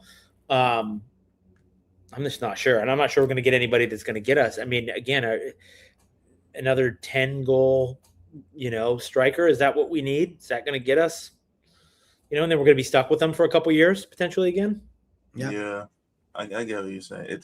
It just be dependent on what De Zerbi wants, and then also what is on the market, because there are certain profilers of strikers, but the striker market's kind of in the bin. So like any good strikers are going to cost an arm and a leg. To be honest, just because there's like almost like the middle part where it's like good strikers are just kind of gone. They're either not that great or they're good. So like all the middle kind of strikers are just worth too much for what they're actually worth. So it's an issue really. And again, if you're going to put all the onus, you've got to be creative, right? Like if there are not 20 to 25 goals a season strikers available, you need to start looking at other ways. Are you bringing in wingers that score goals? For example, are you going to bring in Morgan Gibbs-White, who grabs you 15 goals to offset that we don't have a 25-goal striker, but the striker can get 15? You've got to do something, right? Yeah. And it's even like, and I was never the biggest Thomas Frank fan at all. But one thing I did like about Thomas Frank is that he saw that the goals are going to be hard to generate in open play. So he prioritized set pieces. He prioritized corners, free kicks, long free kicks and all that kind of stuff. He prioritized those and got Van de Ven some goals, got Romero some goals, got Bergvall some goals. And it would be good if, like, the way he was able to at least identify that and then try and attack other areas. There was especially at the start of the season, we were living off set pieces. And it's not just because we were great at set pieces. It's just because we couldn't generate much in open play at all because of the way the midfield was. The midfield was so terrible. So it would be interesting with players coming back, if De Zerbi's able to, generate stuff or at least get open play chances. But also, if we sign, like, let's say if we sign, I mean, Savio's a big if, because I don't even know if we're going to sign him. But even with Kudus coming back, and then we're going to have to play Tell on the left if we don't sign anyone, and then you have Solanke up top, and then you have Maddison. It'll be interesting to see how we generate more of these chances, because apart from Tell spamming and crosses, he doesn't really create in any kind of way. So the onus would be on Kudus on the wings and then Maddison in the middle, because we don't have Xavi Simons is out as well. Completely agree. And by the way, listen, I think it's interesting. So like Davis, I mean, I'm open to suggestions, my man. Spunk that one. I like that spunk. I like the way football clubs just spunk 100 million. Spunk that 100 million on an elite traditional number 9. Davis, I'm opening the floor up to you, my friend. I'm with you. I agree with you. Now give me names. Yeah. Who? Now tell me which 100 million pound traditional number 9 is out there that is joining Tottenham Hotspur. We might have to build everything around it, and then it might be next summer, right? To East Point. Like, we have to get creative, and we got to find goals in other places until we can get that person. You know, I mean, there's just a lack thereof right now. And it seemed like, Gyökeres, like everybody else, Sesko, everybody else went last summer, and there just isn't a name that stands out that I can see. I mean, Osman, great, but like, it doesn't seem like he's going to come here. I don't think he needs to. He's the king over there in Turkey. He don't need to come unless we could get like Tony, right? And we could go, hey, you want to come back? You've been there 2 years, your tax thing, you're over your tax thing. I think it was done in April, like that too, so you won't get crushed there, and he's played in the league, so they're just it might be one of the, again, it's a transitional year. This is an interesting comment, Tom. I mean, first of all, they're not all strikers. Second of all, I wouldn't say that any one of those is a 100 million pound striker or traditional. Or traditional. I would say there's some good players in there. I like the look of I like Duvakis. I like Panicelli. I think there's some good players in there. But my question was, who's the 100 million elite striker that guarantees you 25, 30 a season? And if they are out there, are they joining top? Gary, you tell me, if I'm looking at the elite strikers in world football, I'm looking at Harry Kane. We can cross him off the list. I'm looking at Erling Haaland. We can cross him off the list. I'm looking at Mbappe. We can cross him off the list. I'm looking at Julian Alvarez. We can cross him off the list. And the level below for me would be Osimhen.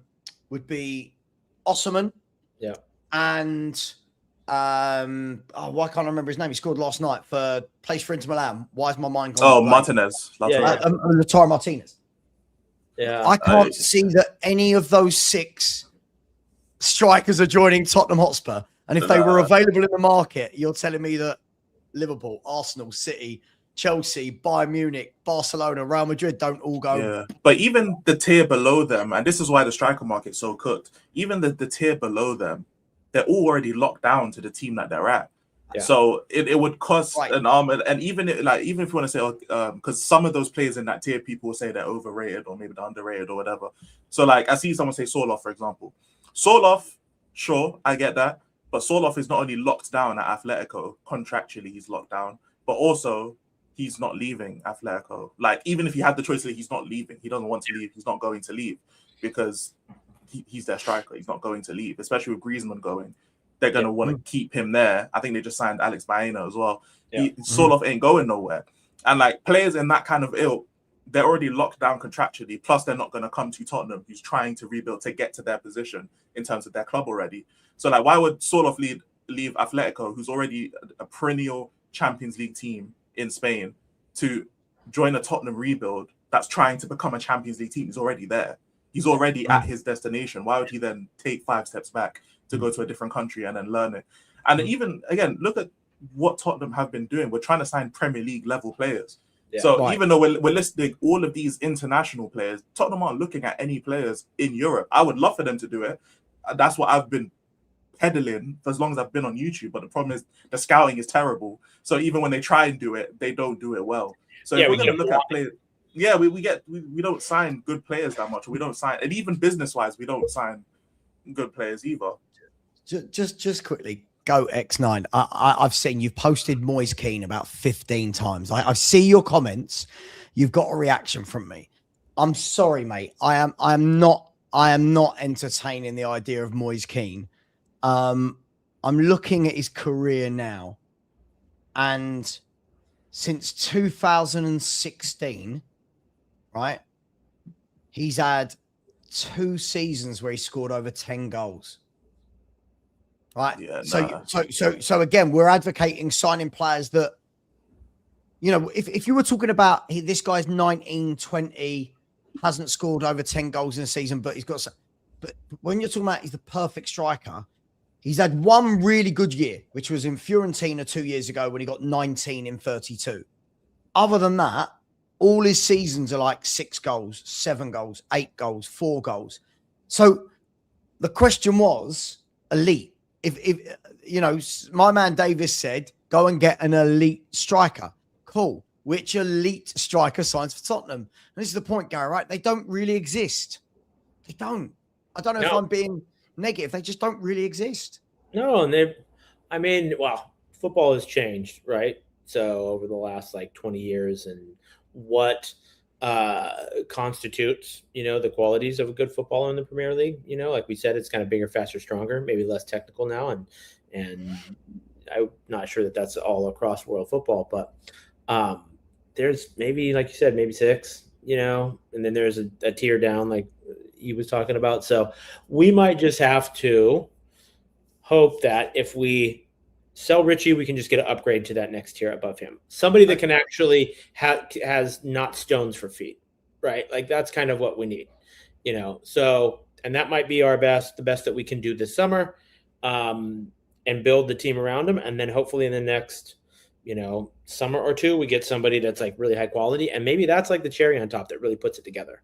You know, like we build everything else out and we get that. So, but I just don't know. I think we're going to get somebody and it's going to be at the end of the window and we're going to be like, okay. Yeah. Yeah. See, for me, I agree with you. I don't know what you think, E. I think this is it. I think we're not just going to go from Richarlison and Solanke to the world's best. It's like like nobody wants there to be any gradual improvement. They want 0 to 100 in everything. Do you know what I mean? We're not Man City. We're not going, oh, Aguero's left, we're bringing in Haaland. We're not that football club. We need to baby steps. But there's too many people in my chat that feel like this is Football Manager. There's too many people that just go, yeah, Garassi. All right, cool. All right, we could try for Garassi. People going, you know, go and pay for Waltermada. I like Waltermada, but are Newcastle going to sell us Tonali for 100 million? Then they're going to sell us Waltermada for like. Yeah, that's literally why I said earlier that it's not going to happen now because they're not going to sell us 2 of their best players. Like, it's just not going to happen. It's about scouting for me. It's about scouting. Like I like Burkhardt in Germany. Now, I'm not saying he's the be all and end all, but for me, he's that next level up to what we've got. Yeah. And possibly one in a few years you could go above. Now, it's always a risk. He could come in and be absolutely awful. Or he comes in and we go, what a really good signing that is. But this is a tough position to fill. This is a tough position to fill. All I know is this, there must be strikers better than Richie and Solanke out there that we can buy. Has to be. You know what? To be fair, if their thing is aerial, then put me up top. I'll cost less, and I can win more headers than both of them. You know what I'm saying? I'm taller than both of them, so I can win more headers. But I see people saying Brian Brobby is Sunderland striker, and again, he's not bad. But like people have to realize, like, if we're gonna be spending, remember this is Tottenham. If we're gonna be spending 70-something million, 80 million, or whatever on these players, they're here. They're gonna be the man for the next few years. So. The same. I'm not saying anyone in the chat is saying this, but like, if there are people who are against signing Tonali for 100 million, why would you be okay with signing Brian Brobby for like 70 to 80 million? In my opinion, again, I'm not saying individuals in the chat. I'm not trying to call anyone out, but what the ultimate point I'm trying to make is, fair enough, innit? I'll save it for my own streams, innit? I'll save it for my own streams. But the ultimate point that I want to make is that there's a certain caliber of player that we want to sign. And there are certain players in there that we can sign. But the problem is that when it comes to who we can actually get, it's more than just money and it's more than just location. It's also what your team is projected to do. And then also with that projection, because remember, we were saying 17th to 6th last season. We were saying that as well before we finished 17th again. So for everyone and I was one of those people who was like, yo, we should be trying to gun for Europa League spot. That's what I was saying last season before the season we just had. So fool me once, shame on you. Fool me twice, shame on me. I'm not letting it happen again. Yeah. We have to focus on building this 11. And I've seen people talk about like the squad in general, which I understand there's a lot of players that have to go. Their time is up. I've been a fan of Sarr, but I'm sorry, Gallagher's way better than you. It's time for you to go. You got to get out of here. I've been a fan of Odegaard, but I'm sorry, if we sign a left winger, your time is up. You got to go. And these players have to go. And Etel, you got to go. Some of these players have to go. But the problem is that our starting 11, just our starting 11 alone is weak. Our goalkeeper is weak. Hang on. Our left back is weak. Our left winger and striker are both weak. Madison, a post ACL or Achilles Madison in the 10, I'm sorry, I believe that is weak. I believe it's weak. Right now, our CDM-ish kind of spot, in my opinion, is weak because we haven't signed Tonali yet. So right now, it's still weak. Yeah. We still have too many weak points in our starting 11 and our actual main team. And that's what I think a Tonali signing does. I think a Tonali signing can turn heads. You know, people might look. I don't know, by the way. I'm not a footballer, but will people go, hang on, Tonali's gone there. Senesi went there. Van Hecker's gone there. Like it starts to turn heads. Just quickly on the striker thing, I'll tell you a player I've always liked. And again, not in the Premier League, so I don't know how he would do, but always scores goals, is Pavlidis of Benfica. Always scores goals. Always scores goals. And in a market where there aren't many goal scorers, could we do worse? I don't know. But that's an ability that just if you have it, you have it. Right. I mean, it's one of those things that you can't turn on or off, and you can play to somebody's strengths, like we've talked about, right? Depending upon how they score. Yeah. I don't know. This is going to be the one vexing question, I think, that's going to vex us for. The problem is we're coming off somebody so elite in Harry Kane that everybody's going to be a drop-off, and it's very tough. Absolutely. And we just happen to luck out at that position. We got the guy who happens to be phenomenal. And we didn't buy him, Gary. And that's the point, right? We have, in the last 20 years, 20 maybe, the last 15 years, we have no sample of buying a top striker. No. Like, there's a question. In the last 15 years, chat, who's the best striker Spurs signed in the last 15 years? The best striker. So we're going back to 2011. Who's the best striker Spurs have signed since then? Because we used to sign Defoe, Keane, Sheringham, Berbatov, Klinsmann, Ferdinand, Canute. Since then, I'm looking at Janssen. Maybe? Okay, possibly an Adebayo. Right, okay. But do you see what I mean?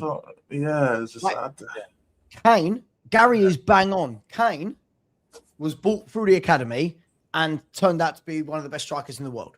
Yep. Now, when we've got people going, come on, Rashford, you're like, hang on. Who do you think we are? Like, who is it you think that Spurs are going into the market that's going to be a million times better? Now, I see Marmoush's name being thrown around. I'd love a Marmoush, not a natural centre forward, but maybe, just maybe, lads, maybe that's what De Zerbi wants. Maybe he doesn't want the archetypal number 9. Maybe he wants somebody a little bit more Welbeck-like, who's not going to, like Danny Welbeck, I think is a brilliant footballer. Never going to grab you 20 goals, but a brilliant link-up player, brings others into the game, and he allows... Maybe that's what he wants. Maybe that's a Mamouche. I don't know if a Mamouche wants Spurs, but maybe we're after that type rather than the archetypal number 9. Have we ever thought of that? Could be. Maybe. I don't know. I'm not gonna act like I was watching Brighton every week, and then I'm not like I was watching Marseille. Sure. But some people do. I mean, Twitter is full of people who know all of this stuff, and I don't turn on my TV after a hard week of work and decide, you know what, I feel like watching Brighton today. It's not something I do. I'm sorry. The actual profile of striker that he might want, I wouldn't know in it. I'd rather watch someone else who has done their research, and they'll tell me, and then I can tell other people. So maybe we get that type of striker, which is fair enough, which is fine. The only thing I really want to harp on is just seeing a consistent system, like just in general. I just want to see a system where I can see it, because the problem is that until De Zerbi, really, I never really saw like a consistent system at Spurs. So like I couldn't really tell who I mean, obviously there are some players you can just tell that they're bad, but there are some players who were just sneaking through, and I didn't realize how limited they were until I seen an actual system and they couldn't do what they were supposed to. Like someone like Bergvall, for example, is someone who looked better than he actually is, and as soon as he was put in an actual system, he was holding bench for reasons, because he's not actually that good. He's actually limited. Sometimes you can look good in chaos, right? Sometimes you can look good in chaos because you're not asked to actually provide a function.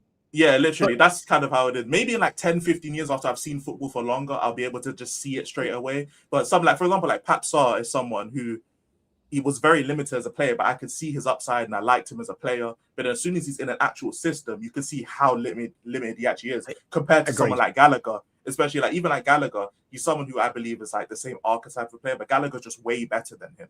And now that we're in a system, I can see it now. And it's like, okay, Sarr, I'm sorry. You got to go, my man. You have to go. Yeah. The interesting thing is, though, I mean, Gary, when you look at it, what he just said there is quite interesting, because we're all sitting here going, we need this striker. We need that striker. We haven't got a system yet.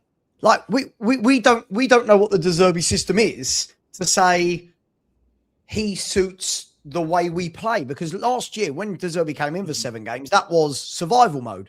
That wasn't the style of play he's going to implement. So when we're all going, oh, this guy doesn't... I see people all the time.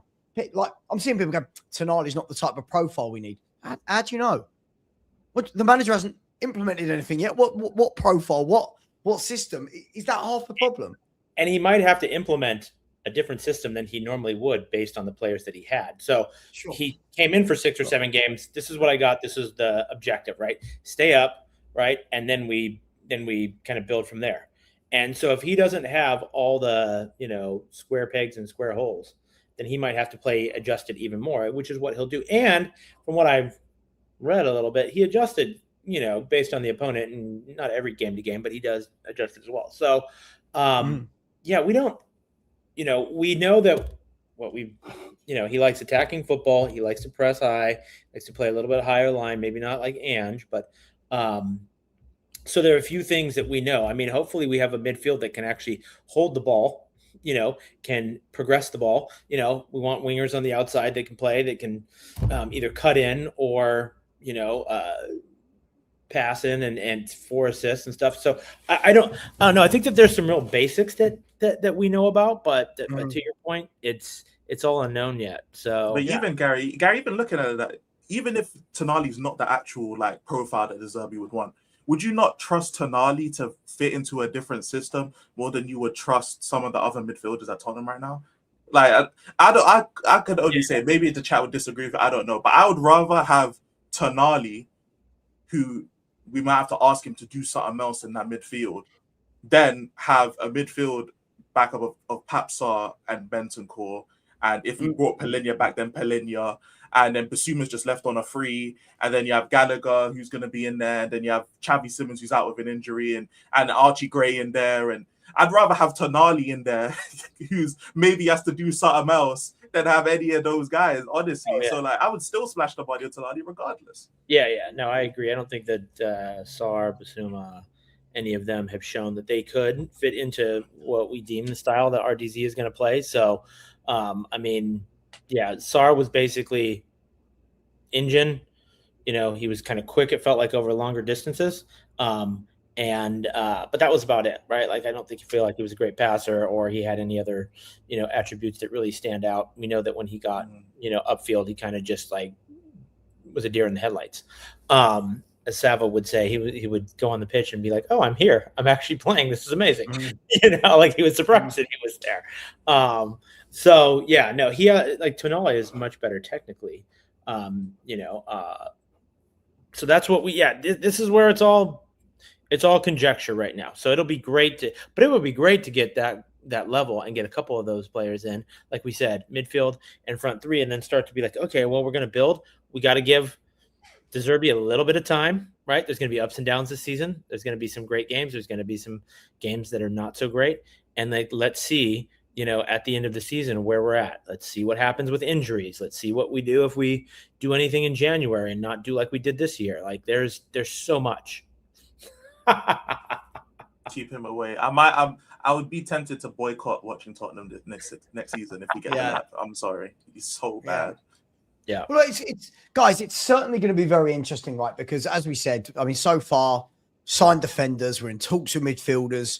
Nothing's really happening in the forward areas, and the transfer window's nowhere near shut yet. There's a lot of time to go. But I think the key thing for me, and we'll round off the show in 10 minutes, but I think the key thing for me here is it would be really good to have a lot of these players in situ ready for the pre-season, ready for Spurs to actually put a team together. Because when you look at last year's window, Paulinho came in right at the back end of pre-season. Xavi Simons came in after the season had started. Mawani came in after the season had started. Kudus was the only one there for pre-season. And we need some time, don't we? We need the players in place for De Zerbi to work with them in pre-season, surely. 100%. And the more time they can have to kind of gel together, the better. Because especially with the way injuries go, Bergvall was getting left wing minutes at the start of the season.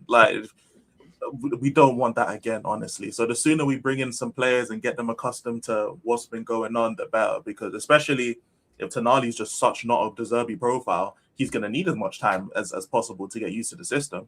So same thing with Savio, if we sign him, and if we sign this magical number 9 that everyone has in their heads, whoever it is, and if we sign Fernandez or a 10 or whoever, they're going to need as much time as possible to get acclimatized to what De Zerbi actually wants to do.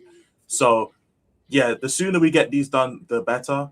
I just hope that it's actually good business-wise, because the way Tottenham move is ridiculous to me. It's actually ridiculous. And we already know that they like to throw these big numbers in our face. We've spent X amount of money, this amount of money, that amount of money. Cool, spend the money, but just make sure you spend it wisely. Okay, pay 100 million if you need to, but make sure you're not paying a Richarlison-esque player.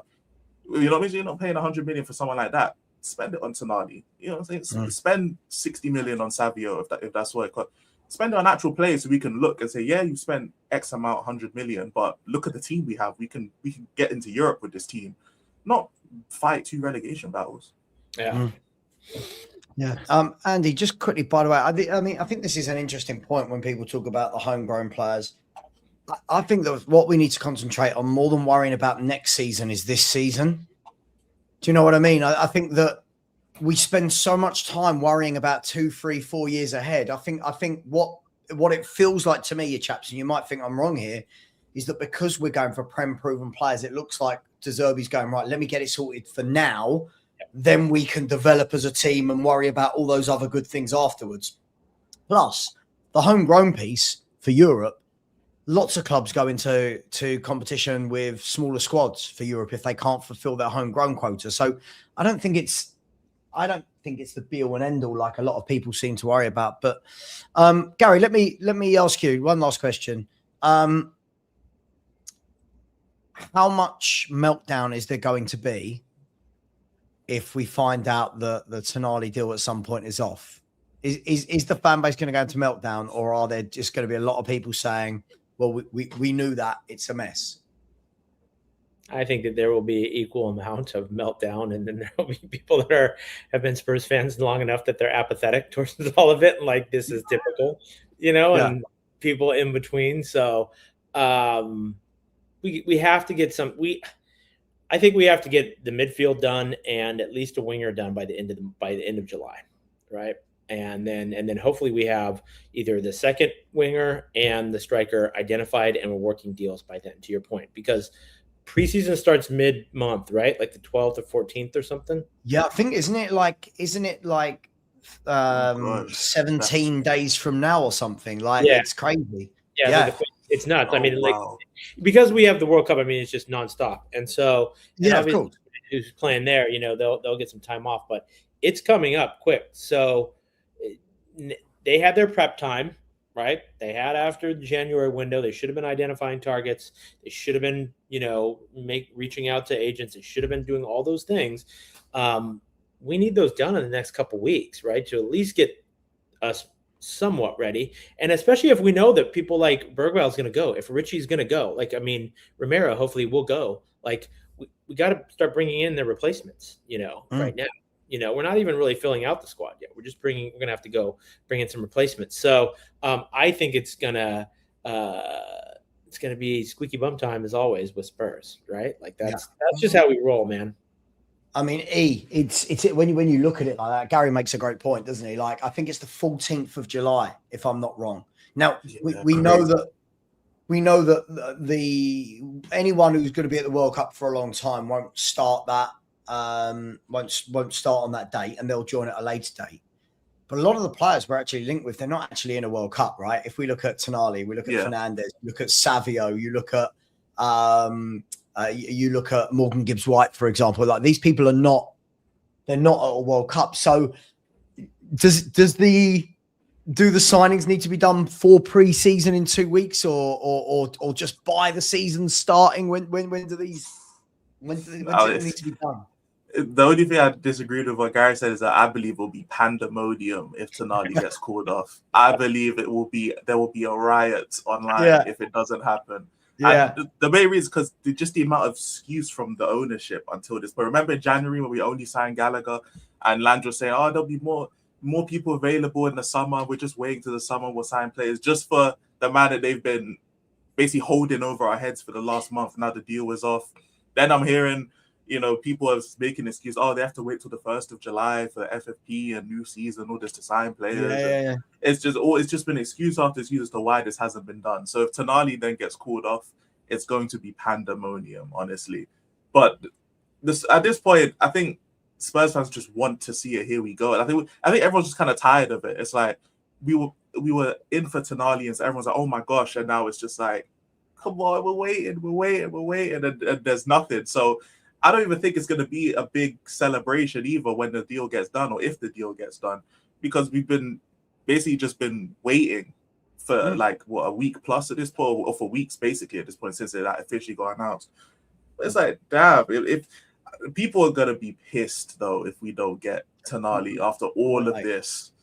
I mean, because you know, earlier in the show we talked about best case scenario, like getting both. The worst case, I mean, is if Tottenham don't get either. It is, and you know what? Listen, I'll be, if we don't get either, I'm going to be like, well, all right, that's a lot of time wasted. What's your next plan? What's going on here?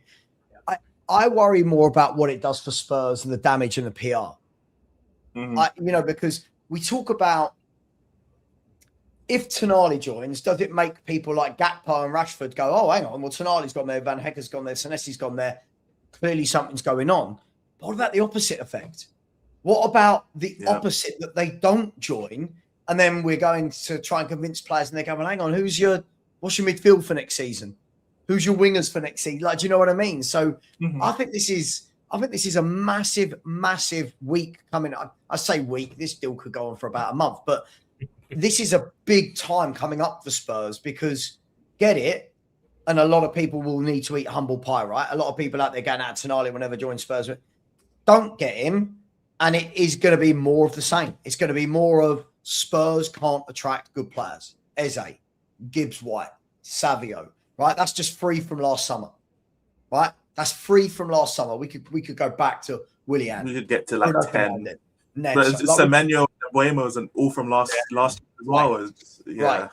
And that is why, for me, the magnitude of this deal, forget fans caring about how much money he earns. I don't care. He's a millionaire, right? I don't care. God, so what? Millionaire gets more money. Such is life, right? More than Spurs spending 100 million, more than breaking our transfer record. This signing for me is everything about going to tell people in the market, what are we? That's the big factor for me, guys. And I don't know if that's me being dramatic, but I think don't get either of these two over the line. I then worry about the level that we're going to have to go down to, and then fans are going to be like, we'll all do it, won't we? But he's not Tonali. Well, he's not Fernando, whoever it is. Well, he's not him. He's not. That's my worry, lads.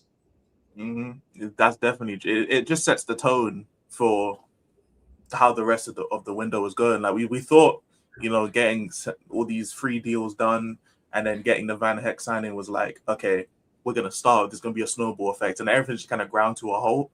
And I noticed that Spurs tend to like really want to do business at the start and at the end. Then in the middle of the window, it's like Tottenham are almost like radio silent at times, and it's been like the last few years that, like, though, especially like in January, like I remember like last January, they instantly sold Brennan Johnson and signed Gallagher, and then we were radio silent towards the end, and like the time before that, we waited until the last like couple weeks and we signed Xavi Simons and Colomwani and Polinia, and we were radio silent, and then we had signed Dragashin at the very end, and it's all these times where it's like in the middle we're radio silent, and if these deals fall through, it's like, yeah, you got Van Hecker, so what? So what, man? You got Van Hecker. You missed out on a better player, and he's gone to a rival team. And now, if Mateus Fernandes picks United out, another time of Spurs getting low broed, and it's people care. Like the players care about their image online. I don't know why people act like that football players don't care about their image and social media. They care a lot. So if they feel like their reputation or whatever is going to drop if they come to Tottenham, they will not come. So we need to take that into consideration as well, that it's more than just money. Like for some people, they care about their reputation more than maybe 50,000 a week extra. They're going to be millionaires anyway. So and there's a compounding effect, like you were saying earlier. Like if you get them in, does that turn the eye of somebody like a Rashford who, he's on 300, 350 a week, something like that? I mean, man, you probably want to move him on unless he's part of Carrick's plan, but like they want to play around other great footballers like that, and if they can see, okay, they were crap the last 2 seasons, but got a defense, they're getting midfielders in, that could turn their head, right? Especially if they don't have a lot of potentially other options. And we know Rashford wanted to play at Barca, but That doesn't look like it's happening. So Yeah. where else? No. I mean, what else is he going to do? And Savio is a weird thing. I don't know what's happening with that. Like that, just the deal that It's like will a never. fairy tale. Yeah. Like, I almost feel like the Savio situation is a strange one because obviously Maresca's not actually in the door, is he? If I'm not wrong, he's not signed, is he? I thought he did.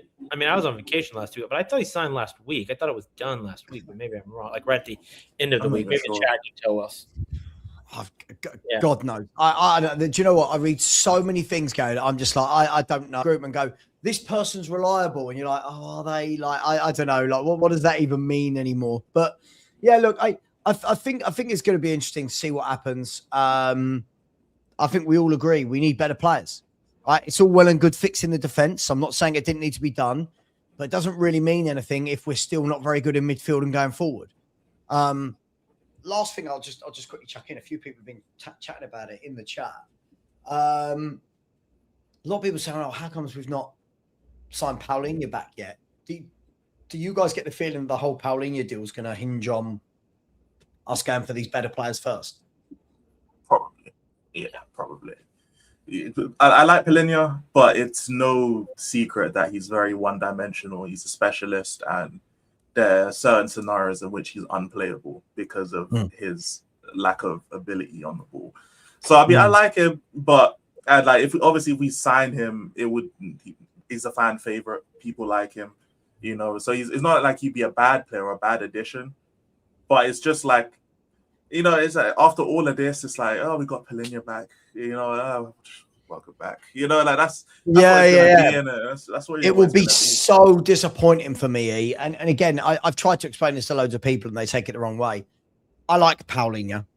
I think he's bloody good at what he does, but I think what he does is very limited and limits the way that any football team can play. If you are going to put in Mateus Fernandes, Wharton, Tonali, you're putting those players in, you're going to see a huge difference to what an actual midfield with technical capability can do.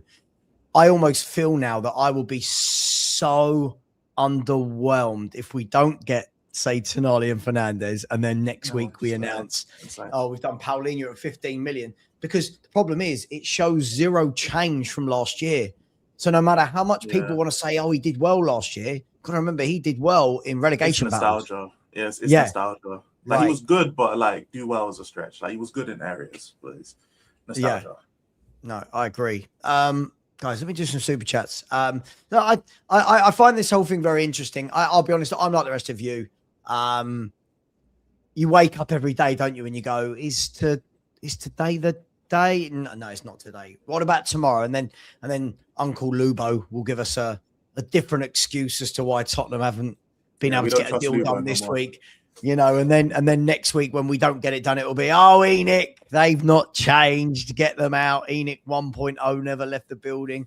But I just want to see change. I want to see Spurs evolve. I don't want Paulinhos. I don't want Richarlisons. I don't want Solankis. I don't want Sars. I don't think we'll see Ben Davies anywhere near the team. I don't want Dragushins. These players are all very, very limited. Don't want limited footballers at Tottenham. So we'll see. But I'm going to ask you how I'm ending all my shows at the moment, guys. Yes or no? Will Tonali be a Spurs player next season? Oh man, you know what? I'm gonna say yes. I don't believe it in my heart of hearts because this is Tottenham, but I'm gonna say yes. Positive energy, yes. He'll be a Spurs player. Gary, will Sandro Tonali be a Tottenham player for the first game of next season?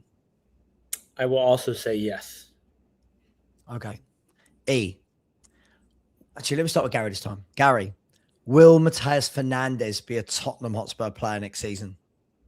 No. Hell no, he's going United. Hell no. It ain't happening.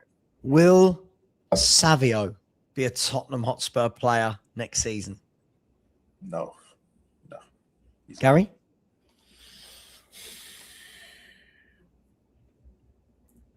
No. Okay.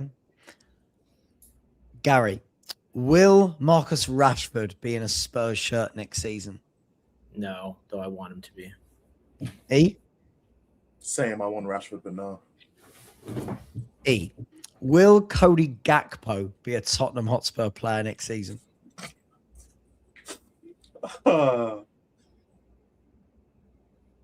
Yes. Gary? Gakpo?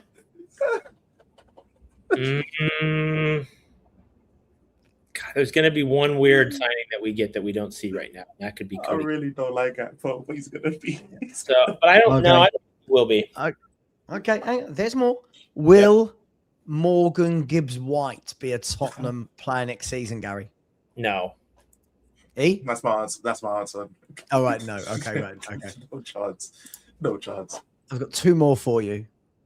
I've got two more. Will Crescencio Somerville be a Tottenham player next season? Because that, for me, I'll just say, I feel like that's got Spurs written all over it. But what do you guys think? Yeah. I'd say Somerville. Yeah. That is, relegation team, maybe 25 to 30 mil. Yeah, that's a Tottenham signing. Yeah. Yeah, Gary? He could. Yeah, that's where we shop, right? That feels like a Spurs sign. No, I don't mind Somerville, by the way. I'm not saying there's not better, but I feel like if ever you said to me, show me a Tottenham signing, I feel like that's it. And the last one, will Omar Marmoush be a Tottenham Hotspur player next season in any way, shape or form? By the way, when people are saying, God, please no Somerville, honestly, I feel like they've forgotten what our squad looks like at the moment. We've got Matisse Tell on the left. I feel like, what are we doing here? Marmoush. I don't think so, man. I don't think we do any real business with Man City this season, I'll be honest. I think it's all smoke and mirrors, personally.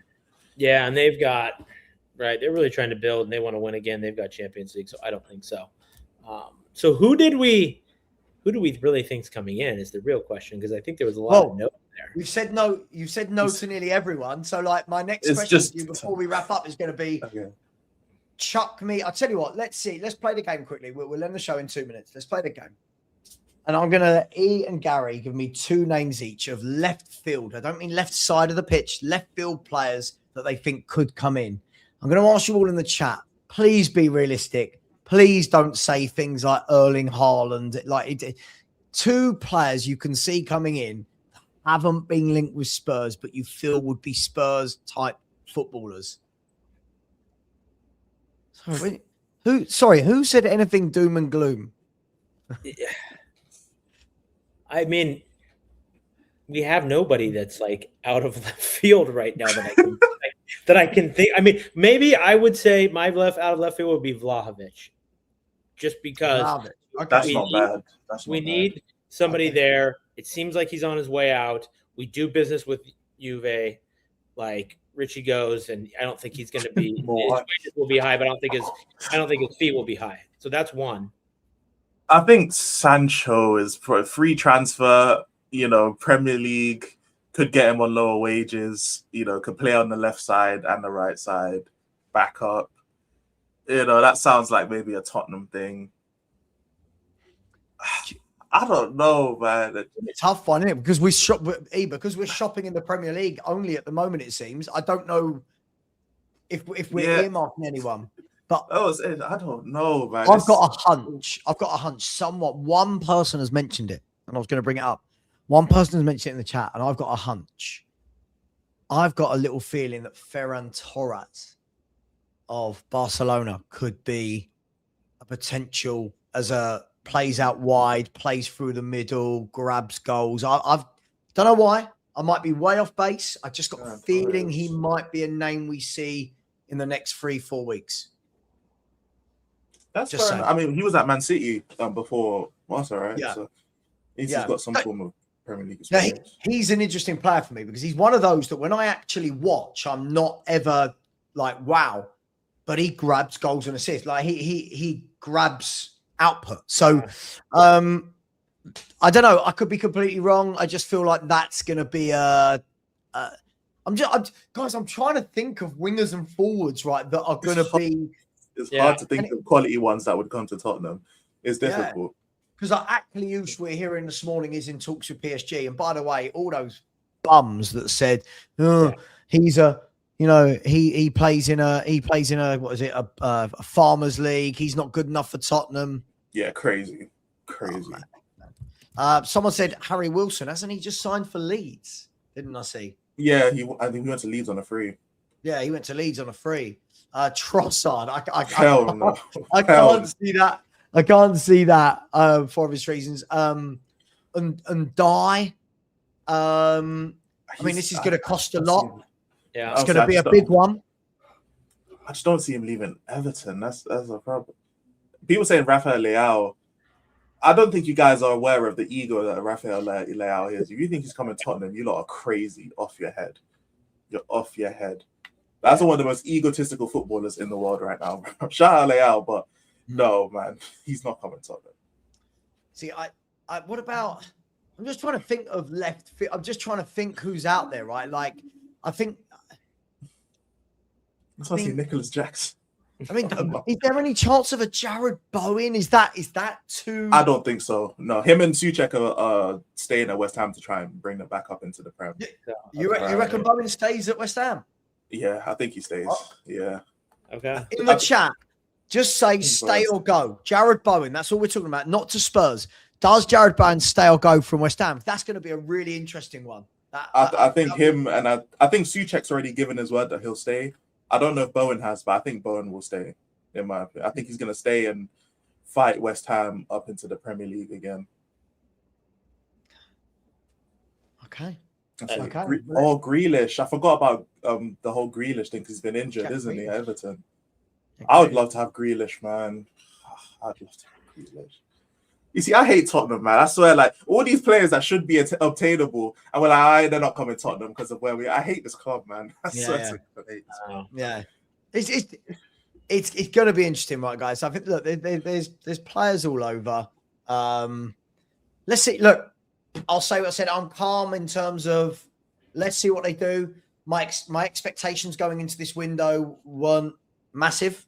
I thought that Spurs would spend big, but I've never doubted that we spend big. We always spend money, but my expectations as to the quality that comes in, we'll see. Get Tonali, I start believing.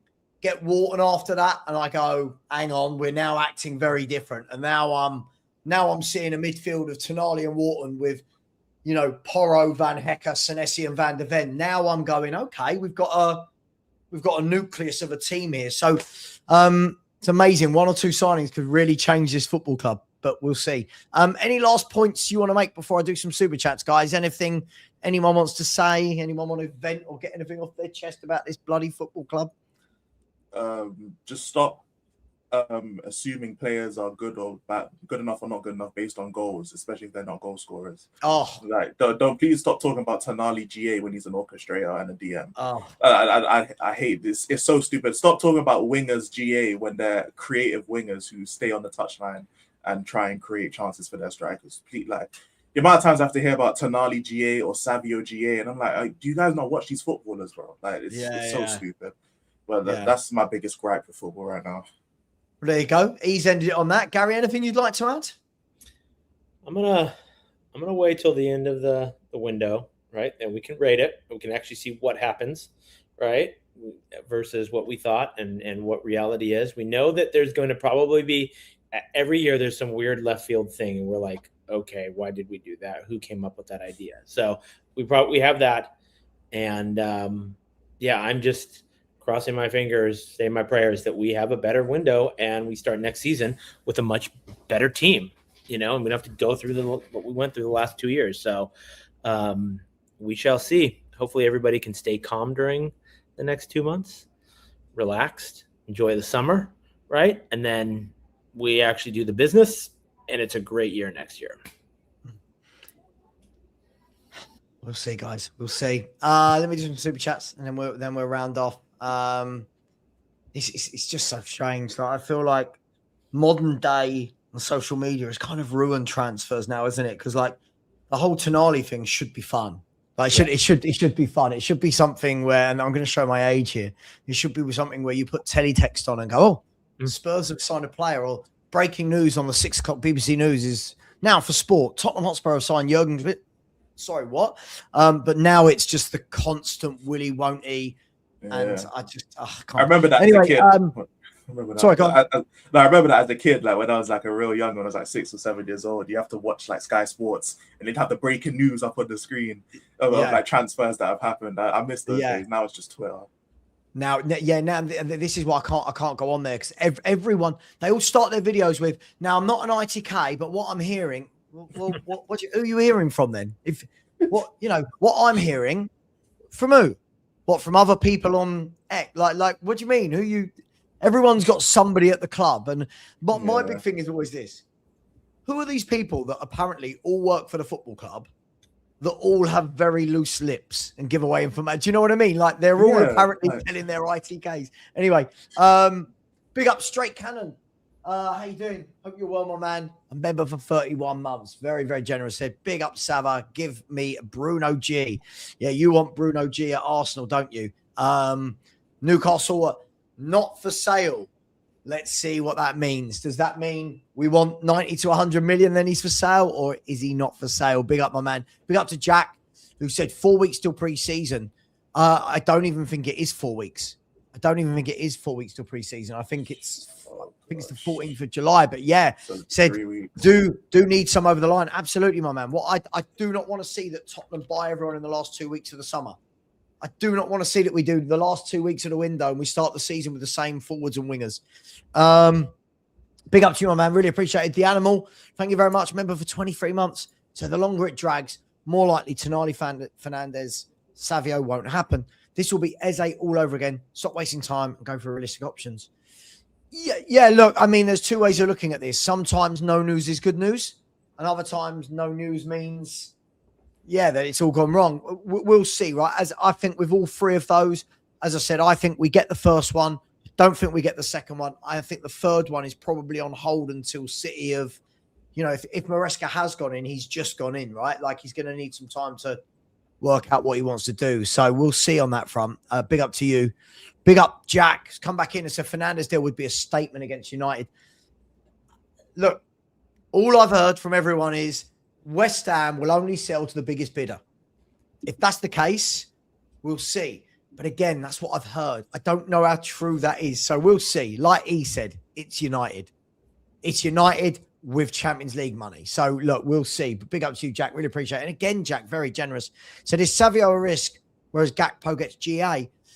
I think that when people talk about GA, like he just said, for me, what I find is difficult is people say, oh, well, he only got X amount of GA at that club.